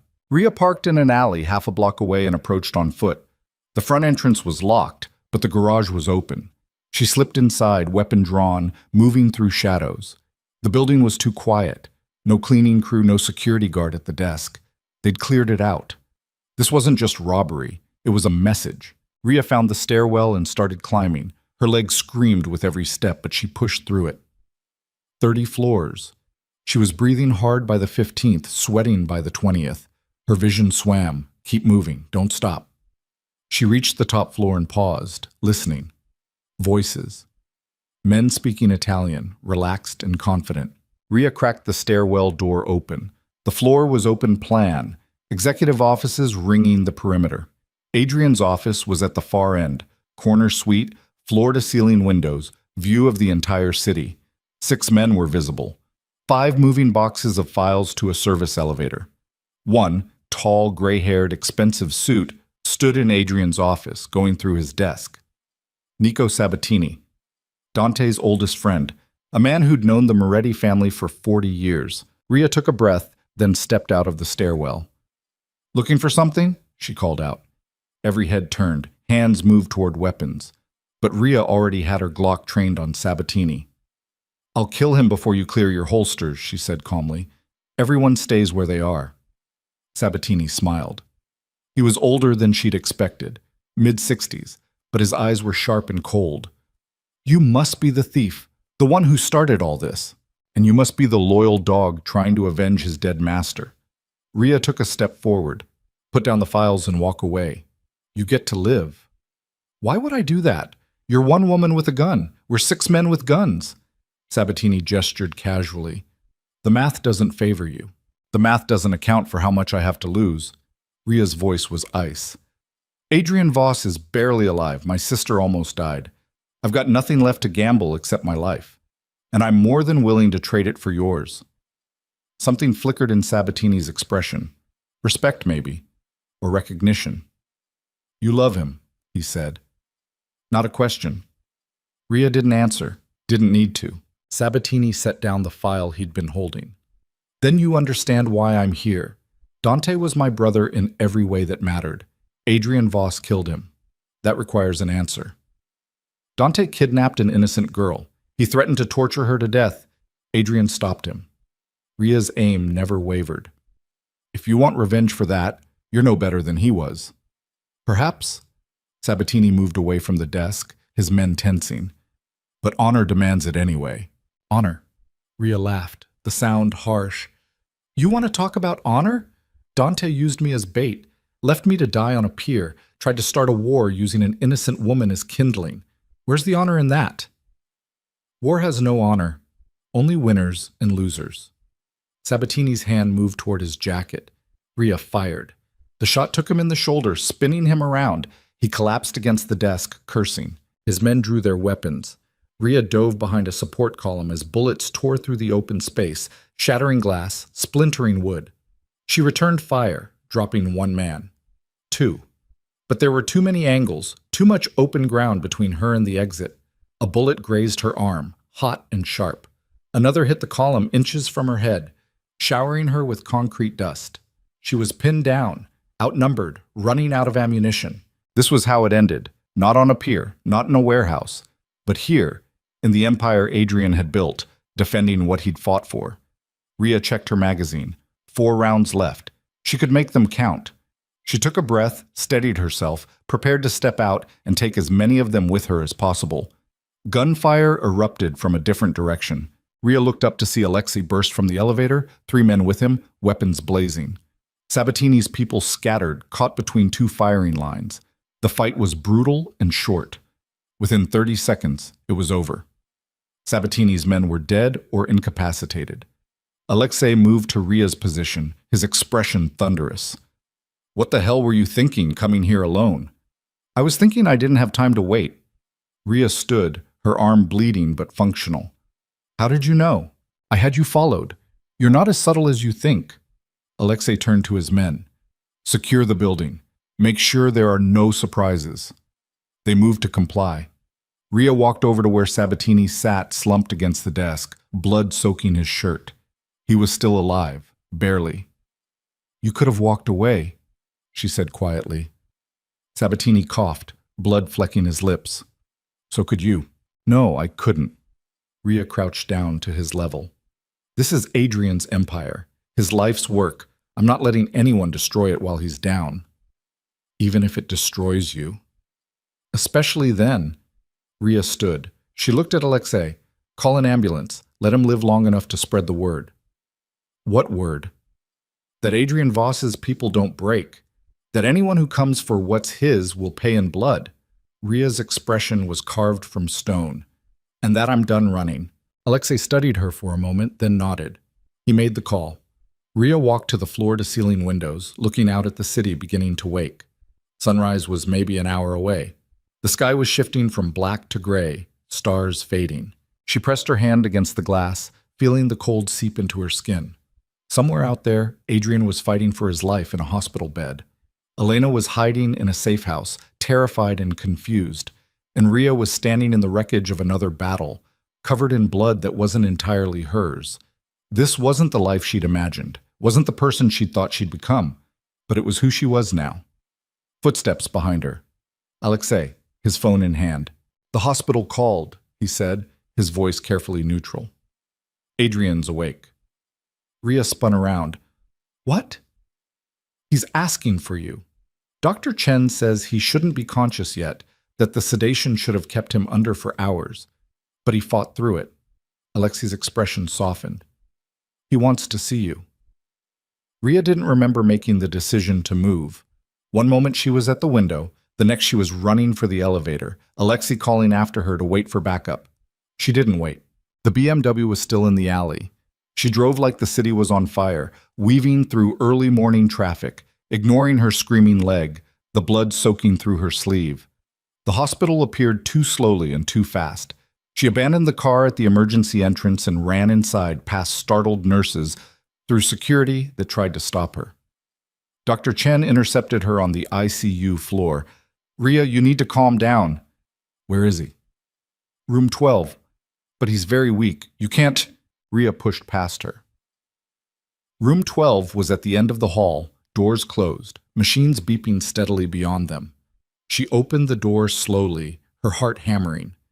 Adrian was propped up in bed, pale as death, tubes and wires connecting him to a dozen different machines. His eyes were closed. Rhea thought she was too late, that he'd fought through sedation just to say goodbye and had already slipped away. Then his eyes opened. Found her. And despite everything, the pain, the exhaustion, the proximity to death, he smiled. "You stayed," he said, his voice barely a whisper. Rhea crossed the room in 3 strides, grabbing his hand, careful of the IV line. "Of course I stayed, you idiot. Where else would I go?" "Switzerland, with Elena, safe." Each word cost him visible effort. "I sent her to a safe house. She's protected. And I stayed because—" Rhea's voice broke. "Because someone has to keep your empire from falling apart while you recover." Adrian's grip on her hand tightened fractionally. "Rhea, you don't have to do that." "Yes, I do." Tears were streaming down her face now, and she didn't care. "You took 3 bullets for my sister. You gave everything to protect us. The least I can do is protect what you've built." "That's not your burden." "It is now." Rhea leaned closer, pressing her forehead against his. "I'm not walking away from this. From you. You said I remind you there are people worth saving. Well, you're worth saving too, and I'm going to make damn sure you have something to come back to." Adrian's eyes searched hers, and Rhea saw the moment he understood, that she wasn't just talking about his empire. "Rhea, don't." She pulled back slightly. "Don't tell me it's too dangerous or too complicated or that I should run while I can. I've made my choice. I'm staying, I'm fighting, and I'm going to burn down anyone who thinks they can take what's yours." Adrian was quiet for a long moment. Then, slowly, painfully, he lifted his free hand to her face, thumb brushing away her tears. "When I pulled you off that pier," he said softly, "I thought I was saving you. I didn't realize you'd be the one saving me." Rhea laughed, short and sharp, and tinged with hysteria. "We're not saved yet. You're barely alive. Half your organization wants to bail, the FBI is closing in, and Dante's people are regrouping for another attack." "Then we fight." Adrian's voice grew stronger, more focused. "Together." "Together," Rhea echoed. Dr. Chen appeared in the doorway. "That's enough. He needs rest." 5 more minutes, Adrian said, not looking away from Rhea. 2. Then I'm throwing you out myself." Dr. Chen disappeared back into the hallway. Adrian's expression grew serious. "Listen to me. Alexei will help you. So will Mrs. Kovac. But don't trust everyone. Some of my people will see you as weak, an opportunity. They'll try to use this moment to take power." "Let them try." Rhea's voice was steel. "And the other families, they'll test you, push boundaries, try to take territory they think I can't defend. I'll push back. Hard." "Rhea." Adrian's grip tightened. "This life, it takes everything, every relationship, every piece of yourself. There's no going back once you're in this deep." "I know." Rhea met his gaze. "And I'm choosing it anyway. I'm choosing you." The words hung in the air between them, heavy with meaning. Then Adrian pulled her down, kissing her with desperate intensity despite his weakness. Rhea kissed back, tasting blood and medicine and something that felt like coming home. When they broke apart, both breathing hard, Adrian rested his forehead against hers. "Don't die," he whispered. "Promise me. Only if you promise the same." "Deal." Dr. Chen returned, this time with a nurse. "Out. Now." Rhea stood reluctantly, still holding Adrian's hand. "I'll come back. As soon as I can." "I know." Adrian's eyes were already closing, exhaustion dragging him down. "And Rhea, thank you for staying, for fighting, for giving me something worth surviving for." Then he was asleep, the monitors settling into steady rhythms, and Rhea was being ushered out into the hallway. She stood there for a moment just breathing, trying to process everything that had happened in the last 6 hours. The warehouse, the office building, Adrian waking up, the promise she'd made. Alexei was waiting by the elevator. "Status?" "He's alive, conscious, fighting." Rhea straightened, pushing away her exhaustion. "And we have work to do." "Agreed. The other 2 lieutenants, Renzo and Vitale. They're moving. My sources say they're planning a coordinated strike on our warehouse operations tomorrow night." Then we hit them first, tonight. Ria's expression hardened. Before they have a chance to regroup. You sure about this? You're exhausted, wounded. You should be resting. I'll rest when they're dead. Ria moved toward the elevator. Get the team together, full tactical loadout. We're ending this. What about the FBI? They're watching our operations. If we move in force, they'll see it. Let them see. Ria's voice was cold. Let everyone see. We're not hiding anymore. We're not running. Adrian Voss's empire stands, and anyone who thinks otherwise is about to learn a very painful lesson. Alexei smiled, sharp and dangerous. You sound like him. Good. Ria stepped into the elevator. Because someone has to be him until he's back on his feet, and I'm done being anything less than absolutely terrifying. The elevator doors closed, carrying her down toward what came next, toward the final confrontation, toward the moment where she either proved she belonged in Adrian's world or died trying. But as the city rose up to meet her through the glass walls, as the sun finally broke over the horizon, painting everything in blood-red light, Ria felt something settle in her chest. Not peace, not certainty, but purpose. She knew what she was fighting for now, knew who she was fighting for, and she knew, with absolute clarity, that she would burn the entire city to ash before she let Adrian's empire fall. The war wasn't over. It was just beginning. And this time, Ria Vale wasn't the victim. She was the weapon. The warehouse district looked different in daylight. What had been shadows and chaos the night before was now stark concrete and rust, the kind of industrial decay that made everything feel temporary. Ria stood on the roof of an abandoned factory across from Renzo's operation, binoculars pressed to her face, watching the building where Dante's remaining lieutenants were gathering. Alexei crouched beside her, his own surveillance equipment tracking heat signatures inside. 12 bodies, maybe more in the basement levels. Renzo and Vitale both. Confirmed. They arrived 20 minutes ago. Looks like they're consolidating forces. Alexei lowered his scanner. This is their last stand. They know we're coming. Good. Ria set down the binoculars. Her arm was freshly bandaged where the bullet had grazed her, her leg wrapped tight enough to keep the torn stitches from bleeding through. Dr. Chen had threatened to sedate her when she'd shown up for emergency treatment. Ria had walked out mid-lecture. Let them be ready. Let them see it coming. Behind them, 6 of Adrian's best operatives prepared their gear. Not the full force they'd had a week ago. Those men were dead, arrested, or scattered. But these 6 were loyal, proven, the kind of people who'd follow orders into hell because they believed in the man giving them. Except that man was unconscious in a hospital bed, and Ria was the one calling the shots. She could feel their doubt.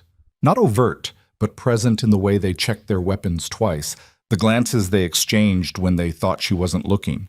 She was untested, an outsider, a woman who'd stumbled into their world by accident and somehow convinced Alexei to give her command. They'd follow her orders, but they didn't trust her yet. That would change tonight. Here's how this works, Ria said, turning to face the team. We go in hard and fast. No negotiation, no prisoners unless they surrender immediately. Renzo and Vitale have been coordinating attacks on our operations for 3 days. They've killed 8 of our people, stolen $500,000 in product, and they're planning something bigger for tomorrow. She pulled up a schematic on her tablet, the warehouse's layout, marked with entry points and likely defensive positions. Main entrance is a kill zone. They'll have it covered from multiple angles, so we don't use it. Alexei leads 3 through the south loading dock. I take 2 through the roof access on the north side. We converge in the center, trap them between us. One of the men, Victor, heavy-set, Russian accent, spoke up. And if they have hostages, civilians, they won't. This is a staging area, not a public space. Everyone inside chose to be there. Ria met his gaze. But if I'm wrong, if there are innocents, you get them out first. Clear? Victor nodded slowly. Clear. Questions? Ria asked. Silence. Not agreement exactly, but acceptance. Good. We move in 10 minutes.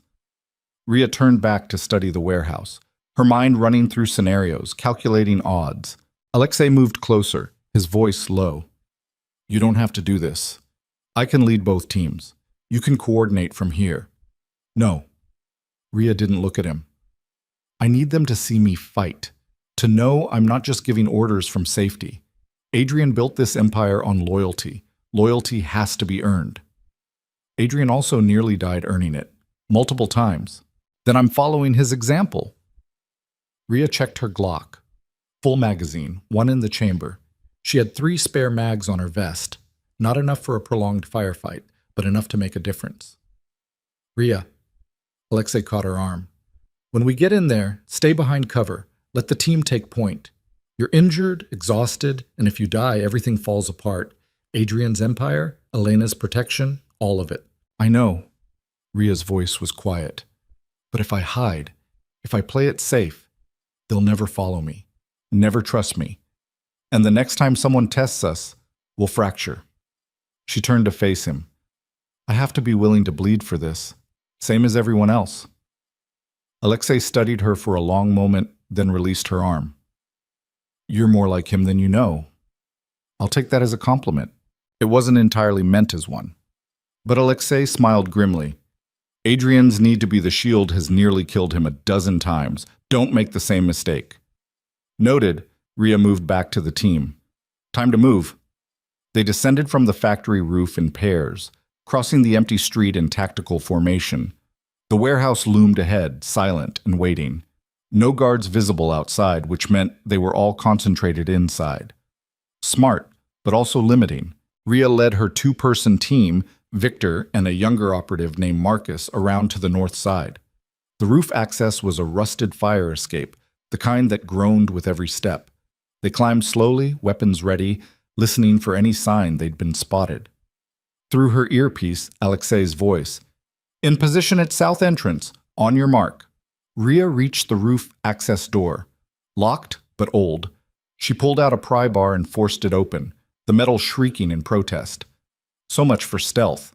Go, go, go, she said into her mic and pushed through the door. The interior was exactly as the schematic showed. Catwalks over a main floor filled with crates and equipment. Below, figures were moving, responding to the noise, shouts, weapons being raised. Rhea dropped to one knee behind a support beam and fired. 3 shots, 2 hits. One man went down screaming, another stumbled back. Victor and Marcus opened up from flanking positions, their suppressed rifles making soft coughing sounds. More bodies fell. From the south entrance, Alexei's team breached with explosive charges. The warehouse filled with smoke and chaos. Rhea moved along the catwalk, firing at targets below, trying to identify Renzo or Vitale in the mess of bodies and gunfire. Everything was noise and movement, the kind of confusion where friendly fire became a real possibility. A figure appeared on the catwalk ahead, armed, raising a shotgun. Rhea fired twice. The figure dropped, the shotgun clattering over the edge. Northwest corner, Alexei's voice through the earpiece. Renzo's barricaded with 4 men. We're pinned down. Rhea sprinted along the catwalk, ignoring the screaming pain in her leg.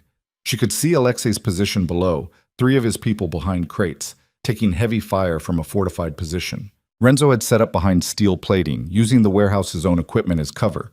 Smart, almost impenetrable from ground level. But Rhea was above him. She lined up the shot, accounting for angle and distance, breathed out slowly, fired. The bullet punched through the gap between the steel plates, catching Renzo in the shoulder. He spun, cursing, trying to locate the shooter. Rhea fired again, this time center mass. Renzo went down. His men broke, panic overriding training. 2 tried to run. Alexei's team cut them down. The other 2 dropped their weapons, hands raised. Renzo's down, Rhea called out. Where's Vitale? As if summoned by his name, gunfire erupted from a new direction. The remaining hostile forces were consolidating, falling back to a secondary position. And leading them was Marco Vitale, younger than Renzo, harder, moving with military precision. He'd set up a fighting retreat, using his people as covering fire while he maneuvered toward the east exit. He's running, Victor said, appearing at Rhea's elbow. Not running. Regrouping. Rhea watched Vitale's pattern, seeing the tactical intelligence behind it. He's going to hit us from outside, force us into the open. She was right. 30 seconds later, gunfire started coming through the warehouse windows, precise and devastating. One of Alexei's men went down with a headshot. Everyone off the main floor, Rhea ordered. Get to cover, now. The team scattered, taking positions behind machinery and structural supports. But they were still pinned down, unable to advance or retreat without exposing themselves. Vitale had turned the warehouse into a kill box. "We need to flank him," Alexei said through the comms. "He's got us locked down." Ria looked around, calculating. The east exit led to an alley. If Vitale was shooting from there, he'd have limited sightlines, but approaching him directly was suicide, unless she didn't approach directly. "Cover me," Ria said. She didn't wait for confirmation, just moved, back along the catwalk toward the north side where they'd entered. Her legs screamed with every step, blood seeping through the bandage. She reached the roof access and climbed back outside, into cold morning air. The sun was higher now, burning through the industrial haze. From up here, she could see the alley where Vitale had positioned himself, using a dumpster and a service vehicle for cover. He had 3 men with him. They were focused entirely on the warehouse, not watching their 6. Ria descended the fire escape as quietly as possible, reached ground level, circled around through an adjacent lot, using abandoned equipment for cover, got within 50 feet before one of Vitale's men spotted her. He shouted a warning. Ria fired first, dropping him before he could raise his weapon. The other 2 spun, returning fire. Bullets sparked off metal, missing her by inches. She dove behind a concrete barrier, ejected her spent magazine, loaded a fresh one. Her hands were shaking from adrenaline and exhaustion. "Ria, status?" Alexei's voice in her ear. "Engaged. 3 hostiles east alley. I need support." "On our way." But they wouldn't get there in time. Vitale's remaining men were advancing on her position, using proper cover tactics. And Vitale himself was maneuvering to cut off her retreat. She was trapped. Ria popped up, fired 3 shots. 1 man went down, the other ducked back. Then Vitale was there, appearing from behind a van, his weapon trained on her. They fired simultaneously. Ria felt the impact, center mass hitting her vest. The force knocked her backward, her head cracking against concrete. Her vision went white, then black, then swimming with spots. Through the haze, she saw Vitale advancing, his gun steady. "You should have stayed out of this," he said. His voice was calm, almost regretful. This was business, not personal. Ria tried to raise her weapon. Her arm wouldn't cooperate. "Dante was my friend," Vitale continued. "More than a friend. Family. And you took him from me. For what? A man you barely know? A world you don't belong in?" "I belong." Ria's voice was barely a whisper. Her chest felt like it was caving in, the vest having absorbed the bullet but not the kinetic energy. "More than you know. Then you'll die belonging." Vitale raised his weapon for the final shot. Gunfire erupted, but not from Vitale's gun. He jerked, blood blooming across his chest. Once, twice, 3 times. He collapsed. Behind him stood Alexei, smoke still rising from his rifle barrel. "I told you to wait for support," he said, moving to Ria's side. "Couldn't wait." Ria tried to sit up, gasped as pain lanced through her ribs. Vest caught it. Barely. Alexei helped her to her feet, supporting most of her weight. "You've got at least 2 cracked ribs, maybe internal bleeding. You're done for tonight." "Is it done?" Ria asked. "The fight?" "It's done. Renzo's dead. Vitale's dead. The rest surrendered or fled." Alexei's expression was grim satisfaction. "Dante's entire network is gone. No one left to carry his vendetta." Ria nodded. Then her legs gave out. Alexei caught her before she hit the ground. "Victor, get the medic." "No hospital," Ria managed. Can't be on record." "You need treatment, Dr. Chen. Call her. She'll come." Ria's vision was fading. Shock, probably. Or blood loss. Or both. The last thing she heard before consciousness slipped away was Alexei on the phone, his voice urgent, and the distant wail of sirens approaching. Then nothing. Down. Ria woke to white ceiling tiles and the steady beep of monitors. For a confused moment, she thought she was back at the mansion, recovering from the pier.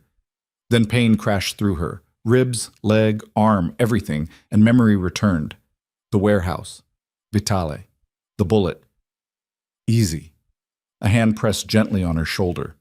Dr. Chen appeared in her field of vision, looking exhausted and disapproving in equal measure. "You're at the estate. You've been unconscious for 14 hours. "Adrian?" Ria tried to sit up, Failed. Still at the hospital, still alive, still improving, actually. Dr. Chen pushed her back down with professional firmness. You, on the other hand, are a disaster. 2 cracked ribs, severe contusion to your sternum, your leg wound reopened, and you're severely dehydrated. If that vest hadn't been rated for rifle rounds, you'd be dead. But I'm not. Ria's voice was rough. No, you're not. Which is the only reason I'm treating you instead of sedating you and shipping you to a real hospital. Dr. Chen checked an IV line. You're going to stay in this bed for at least 3 days. No arguments. No getting up to fight anyone else. Just rest. 3 days is too long. You need to not die. Dr. Chen's expression softened slightly. Adrian is asking about you every time he's conscious. I'd like to tell him you're recovering, not that you got yourself killed being reckless. The mention of Adrian made Ria's chest tighten. Can I see him? In a few days, when you can walk without collapsing. Dr. Chen made notes on her tablet. For now, sleep. Your body needs time to heal. Ria wanted to argue, but exhaustion was pulling at her, heavy and irresistible. Her eyes closed despite her best efforts. When she woke again, the light had changed. Evening, from the angle of sun through the windows. Someone was sitting in the chair beside her bed. Mira. The girl looked up from her phone, her expression carefully neutral. You're awake. How long? You've been out another 6 hours. Dr. Chen said you'd probably sleep for 24 straight. Mira set down her phone. But I wanted to be here when you woke up. Ria studied Adrian's niece. The last time they'd talked, Mira had told her Adrian wasn't as scary as he seemed, that he was complicated. That had been before the warehouse, before Dante, before Ria had killed 3 men and nearly died herself. You heard what happened? Ria asked. Everyone heard. Alexei told Mrs. Kovac. She told me. Mira's expression was unreadable. You ended the war, killed the people who wanted to destroy Uncle Adrian's empire. I did what I had to do. I know. Mira was quiet for a moment. But I also know what it costs. To do what you have to do, to become someone you weren't before. Ria thought about the pier, about the woman who'd crawled across splintering wood choosing death over fighting. That person felt like a stranger now. I'm not sure who I am anymore, Ria admitted. You're the person who saved my uncle, who protected people when you didn't have to, who chose to stay when running would have been easier. Mira leaned forward. That's who you are. Everything else is just details. Pretty violent details. Maybe, but violence isn't the worst thing a person can be. Mira's voice was older than her years. Cruel is worse, cowardly is worse. You're not those things. You're just someone who fights for the people you love. Love. The word hung in the air between them. Did she love Adrian? After a week of chaos and blood and impossible choices? Or was this just trauma bonding, survival instinct masquerading as emotion? Ria didn't have an answer. Wasn't sure she wanted one. He's been asking about you, Mira said. Uncle Adrian, Alexei says he's driving the hospital staff crazy demanding updates. Of course he is. Ria smiled despite the pain. He really cares about you. I've never seen him like this with anyone. Mira's expression turned serious. Just don't hurt him, okay? He's had enough people leave him. Enough people choose something else over him. I'm not going anywhere. Promise? Ria met the girl's gaze, saw the vulnerability there, the fear of losing another person she cared about. I promise. Mira nodded, satisfied. She stood to leave, then paused at the door. Oh, Elena called. Alexei gave her this number. She wants to talk to you when you're ready. Ria's heart clenched. How did she sound? Scared, confused, but ew. Mira offered a small smile. That's something, right? Yeah, that's something. After Mira left, Ria lay in the quiet room, staring at the ceiling. Elena. She'd been so focused on the war, on survival, on protecting Adrian's empire that she'd barely thought about her sister in the safe house, barely considered how Elena must be processing all of this. The phone on the bedside table felt like it weighed 1,000 pounds. But Ria reached for it anyway, dialing the number Alexei had left. 3 rings. Then Elena's voice, cautious. Hello? Elle, it's me. Ria. The relief in Elena's voice was immediate, overwhelming. Oh my God, are you okay? No one will tell me anything. They just keep saying you're handling things, that I need to stay here and wait. But it's been days and I don't know what's happening or if you're even alive. I'm alive.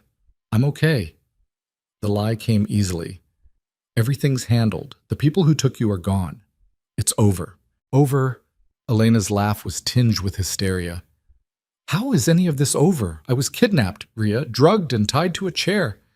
I watched people get shot. Watched you and that man, Adrian, fight like you'd done it before. Like it was normal. I know. I know it was terrifying, and I'm so sorry you got pulled into this. Sorry doesn't... Elena's voice broke. I don't even know you anymore. My sister was a translator. Someone who worked normal jobs and called every Sunday and worried about paying rent. Now you're, what, a criminal? A killer? Each word landed like a punch. Rhea closed her eyes against the pain. I'm someone who did what she had to do to save your life, Rhea said quietly. The treatment you're getting, the doctors, the facility, none of that was possible through legitimate channels. We didn't have the money. We didn't have the time. So I made a choice. I took a job from dangerous people to get you what you needed. And it went wrong. Spectacularly wrong. Rhea exhaled slowly. But you're alive, Elle. You're getting better. The cancer's in remission. You have a future. That's all I cared about. That's all I still care about. Silence on the other end of the line. Then, softly, what about your future? What happens to you when this is all done? I don't know.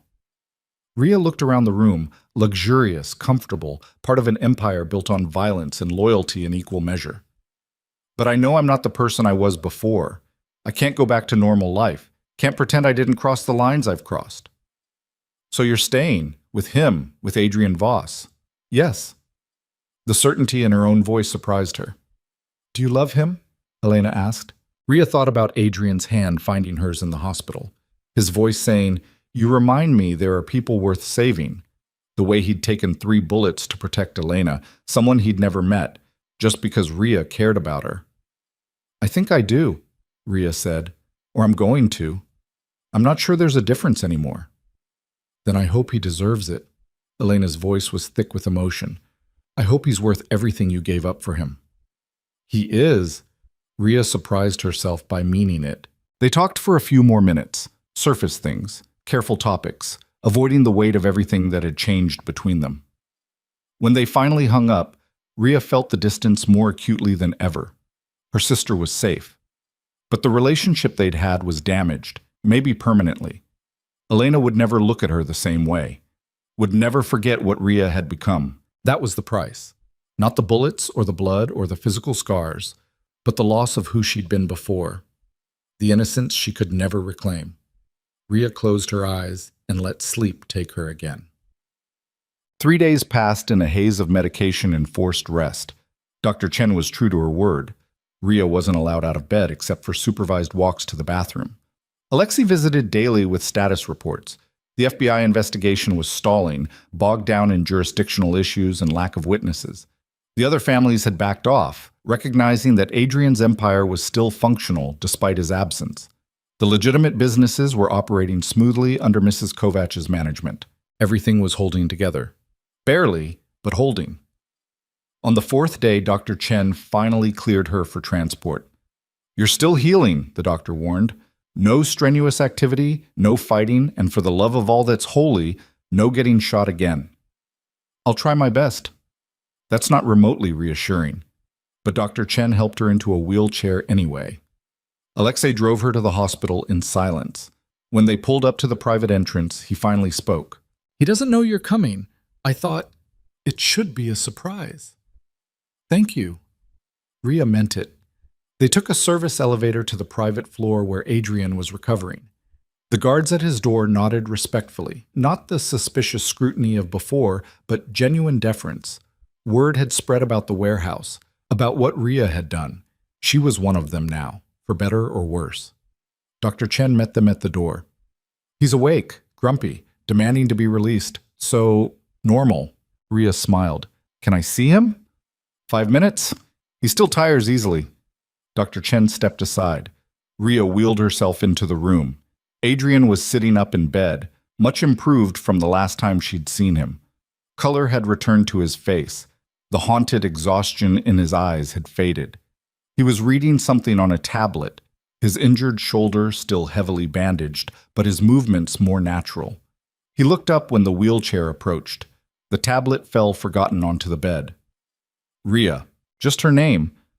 But the way he said it, like relief and joy and pain, all compressed into 2 syllables, made her chest tighten. "Hi," she said. Inadequate. Stupid. But all she could manage.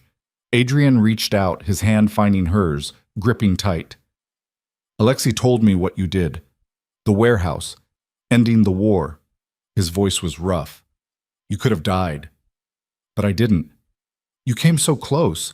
If that vest hadn't held—" He stopped himself, jaw clenching. "I know, but it did hold, and we won." Ria squeezed his hand.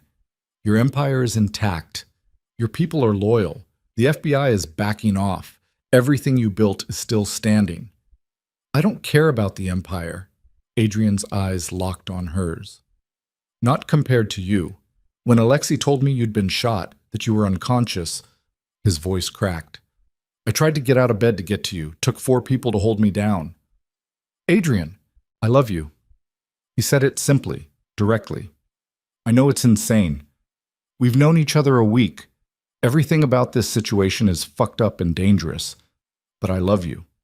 And the thought of losing you—" He pulled her closer, his good hand cupping her face. "I can't lose you. I won't." Ria felt tears burning her eyes. "You're not going to lose me. I told you I'm staying. I meant it. Even though this life is violent and complicated and will probably try to kill you again, especially because of that." Ria leaned into his touch. "I'm done running from who I am, from what I'm capable of. You showed me that. You pulled me from that pier, and you gave me a reason to fight instead of surrender." Adrian kissed her, gentle this time, careful of both their injuries. When they broke apart, his forehead rested against hers.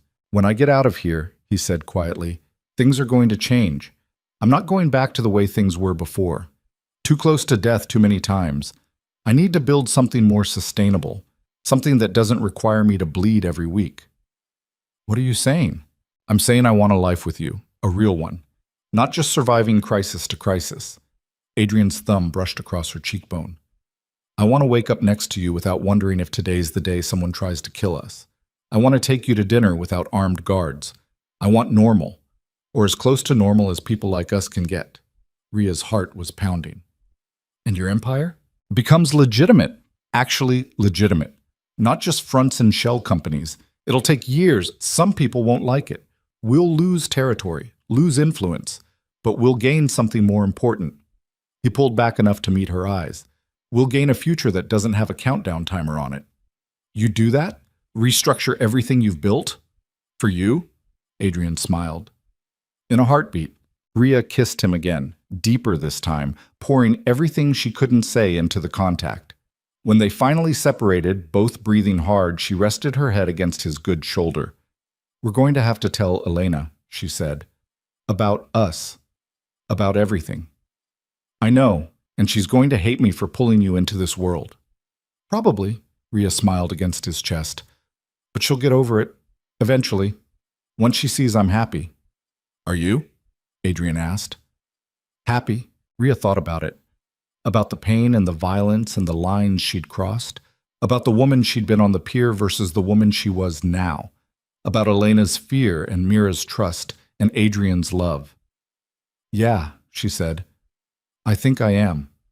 For the first time in years, I have something worth fighting for. Someone worth fighting for." She looked up at him. "That's more than I ever thought I'd have." Adrian's expression softened. "I'm going to spend the rest of my life making sure you never regret this choice." "I know." Ria settled back against him, listening to his heartbeat, strong, steady, alive.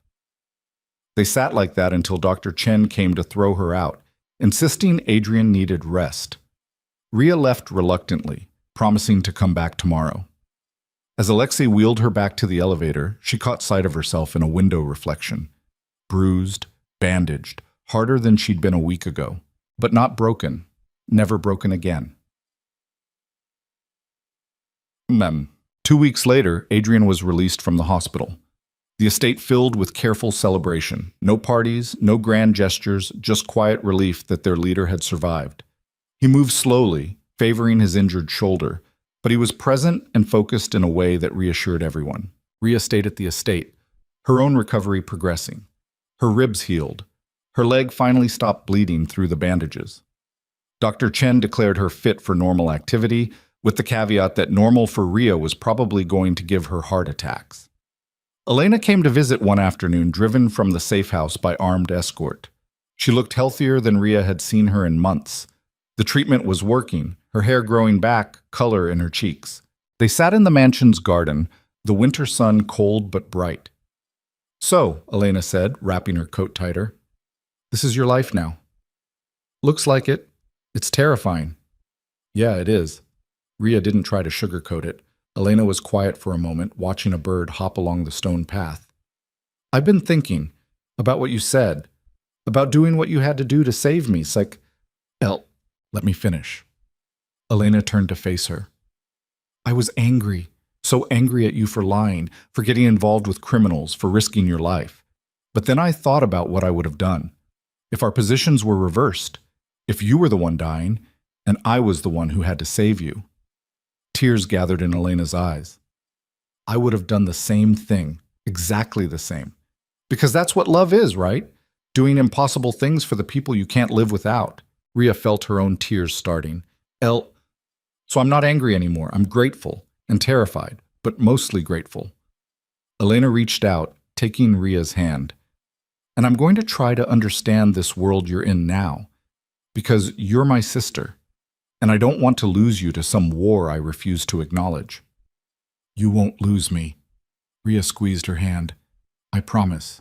"Good, because I need you around to explain to me what the hell is going on with you and Adrian Voss." Elena's expression turned teasing. "Mira says you two are practically married already." Ria laughed, genuine and surprised. "Mira talks too much." "She's 16. It's her job." Elena smiled. "But seriously, you love him?" "Yeah, I do." "Then I'm happy for you, even if he is a terrifying crime lord." "Former crime lord. He's going legitimate." "Sure he is." But Elena said it fondly, without judgment. They talked for another hour. Careful conversation, rebuilding bridges, finding their way back to each other. It wasn't the relationship they'd had before, but it was something new, something stronger for having survived being tested. When Elena left, promising to visit again soon, Ria felt lighter than she had in weeks. She found Adrian in his private studio, the place he'd shown her in what felt like another lifetime. He was working on the sculpture, the winged figure that was almost complete. "It's beautiful," Ria said from the doorway. Adrian looked up, his expression softening when he saw her. "It's almost done. Just needs finishing touches." He set down his tools and moved to her, pulling her into a careful embrace. His shoulder was still healing, but the hug was warm and solid. "Elena left?" he asked. "Yeah, she's processing, but she'll be okay." Ria looked up at him. "We'll all be okay." "You sound sure of that." "I am," Ria smiled. "Because we survived the worst. Everything else is just details." Adrian laughed, the sound rumbling through his chest. "You're dangerously optimistic for someone who almost died multiple times this month. I learned from the best." They stood like that for a while, just holding each other, listening to the quiet of the studio. Outside, the estate was returning to normal. The guards were relaxed. Mrs. Kovac was humming as she coordinated staff. Mira was in school, complaining about homework via text. Life was settling into new patterns, new normals. Adrian eventually pulled back, his hand finding Ria's. "Come here. I want to show you something." He led her to the sculpture. Up close, Ria could see the incredible detail, every feather rendered with precision, the figure's face both strong and vulnerable, wings spread as if preparing for flight. "It's us," Adrian said quietly. "Like I told you before. Powerful but unfinished, always becoming something more." Ria studied it, seeing what he meant. The figure wasn't perfect. There were rough edges, places where the metal showed its seams. But it was beautiful anyway. Maybe because of its imperfections, not despite them. What are you going to call it? She asked. Adrian was quiet for a moment, then, Phoenix? Rising from ashes?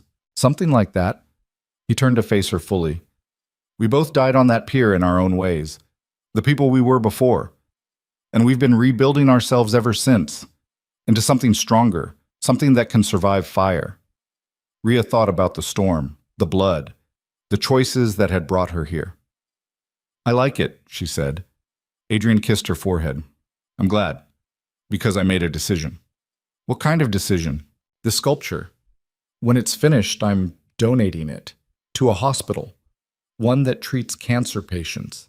His eyes held hers. In Elena's name, and your mother's. So something beautiful comes from all the pain. Rhea's throat tightened. She couldn't speak, could only nod. Adrian held her as she cried, not sad tears, but the kind that came from release, from letting go of carrying everything alone. When she finally composed herself, wiping at her eyes, Adrian smiled gently. There's one more thing, he said. He reached into his pocket and pulled out a small box. Rhea's heart stopped. Adrian, it's not what you think. Or maybe it is. I don't know anymore. He opened the box.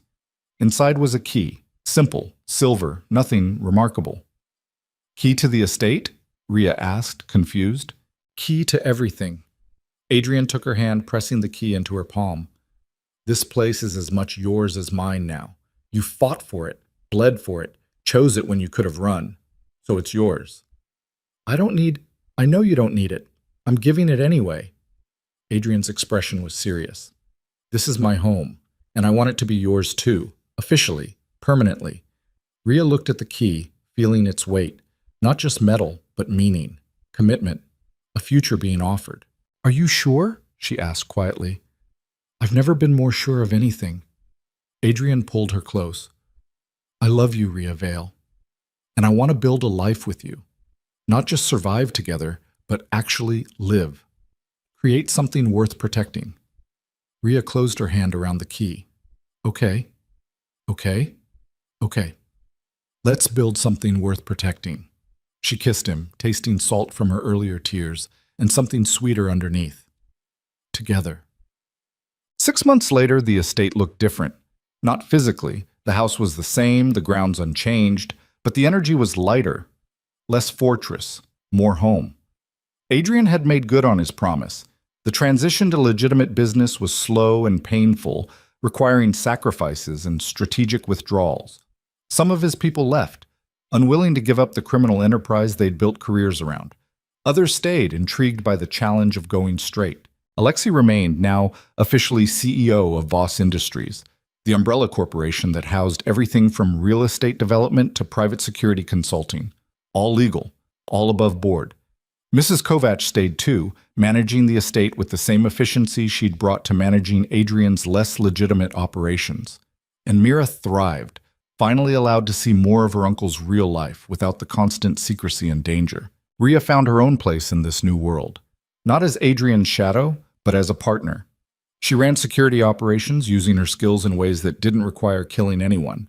She worked with Elena's doctors to establish a foundation that funded cancer treatment for patients who couldn't afford it. She built something, actually built it, piece by piece. Elena visited often, her health continuing to improve. The cancer was in full remission. She'd returned to school, was making plans for her future. The fear in her eyes when she looked at Rhea had faded, replaced by cautious acceptance and even, sometimes, pride. The Phoenix sculpture was completed and donated to Columbia Presbyterian Hospital. It stood in the main lobby, catching light from the windows, inspiring patients as they walked past. And one evening, as winter turned to spring, Rhea stood on the balcony of the estate watching the sun set. Adrian joined her, his arm sliding around her waist, his injured shoulder fully healed now. "Penny for your thoughts," he said, "just thinking about how different everything is from 6 months ago." Rhea leaned into him. "How different I am." Regrets? She thought about it honestly. About the violence and the fear and the lines she'd crossed. About the woman on the pier who'd chosen to die rather than keep fighting. "No," she said finally. "No regrets. This life is complicated and sometimes scary, but it's mine. I chose it, and I choose it again every day." Good. Adrian kissed the top of her head. Because I plan to keep you around for a very long time. How long? Forever, give or take. Rhea smiled, turning in his arms to face him.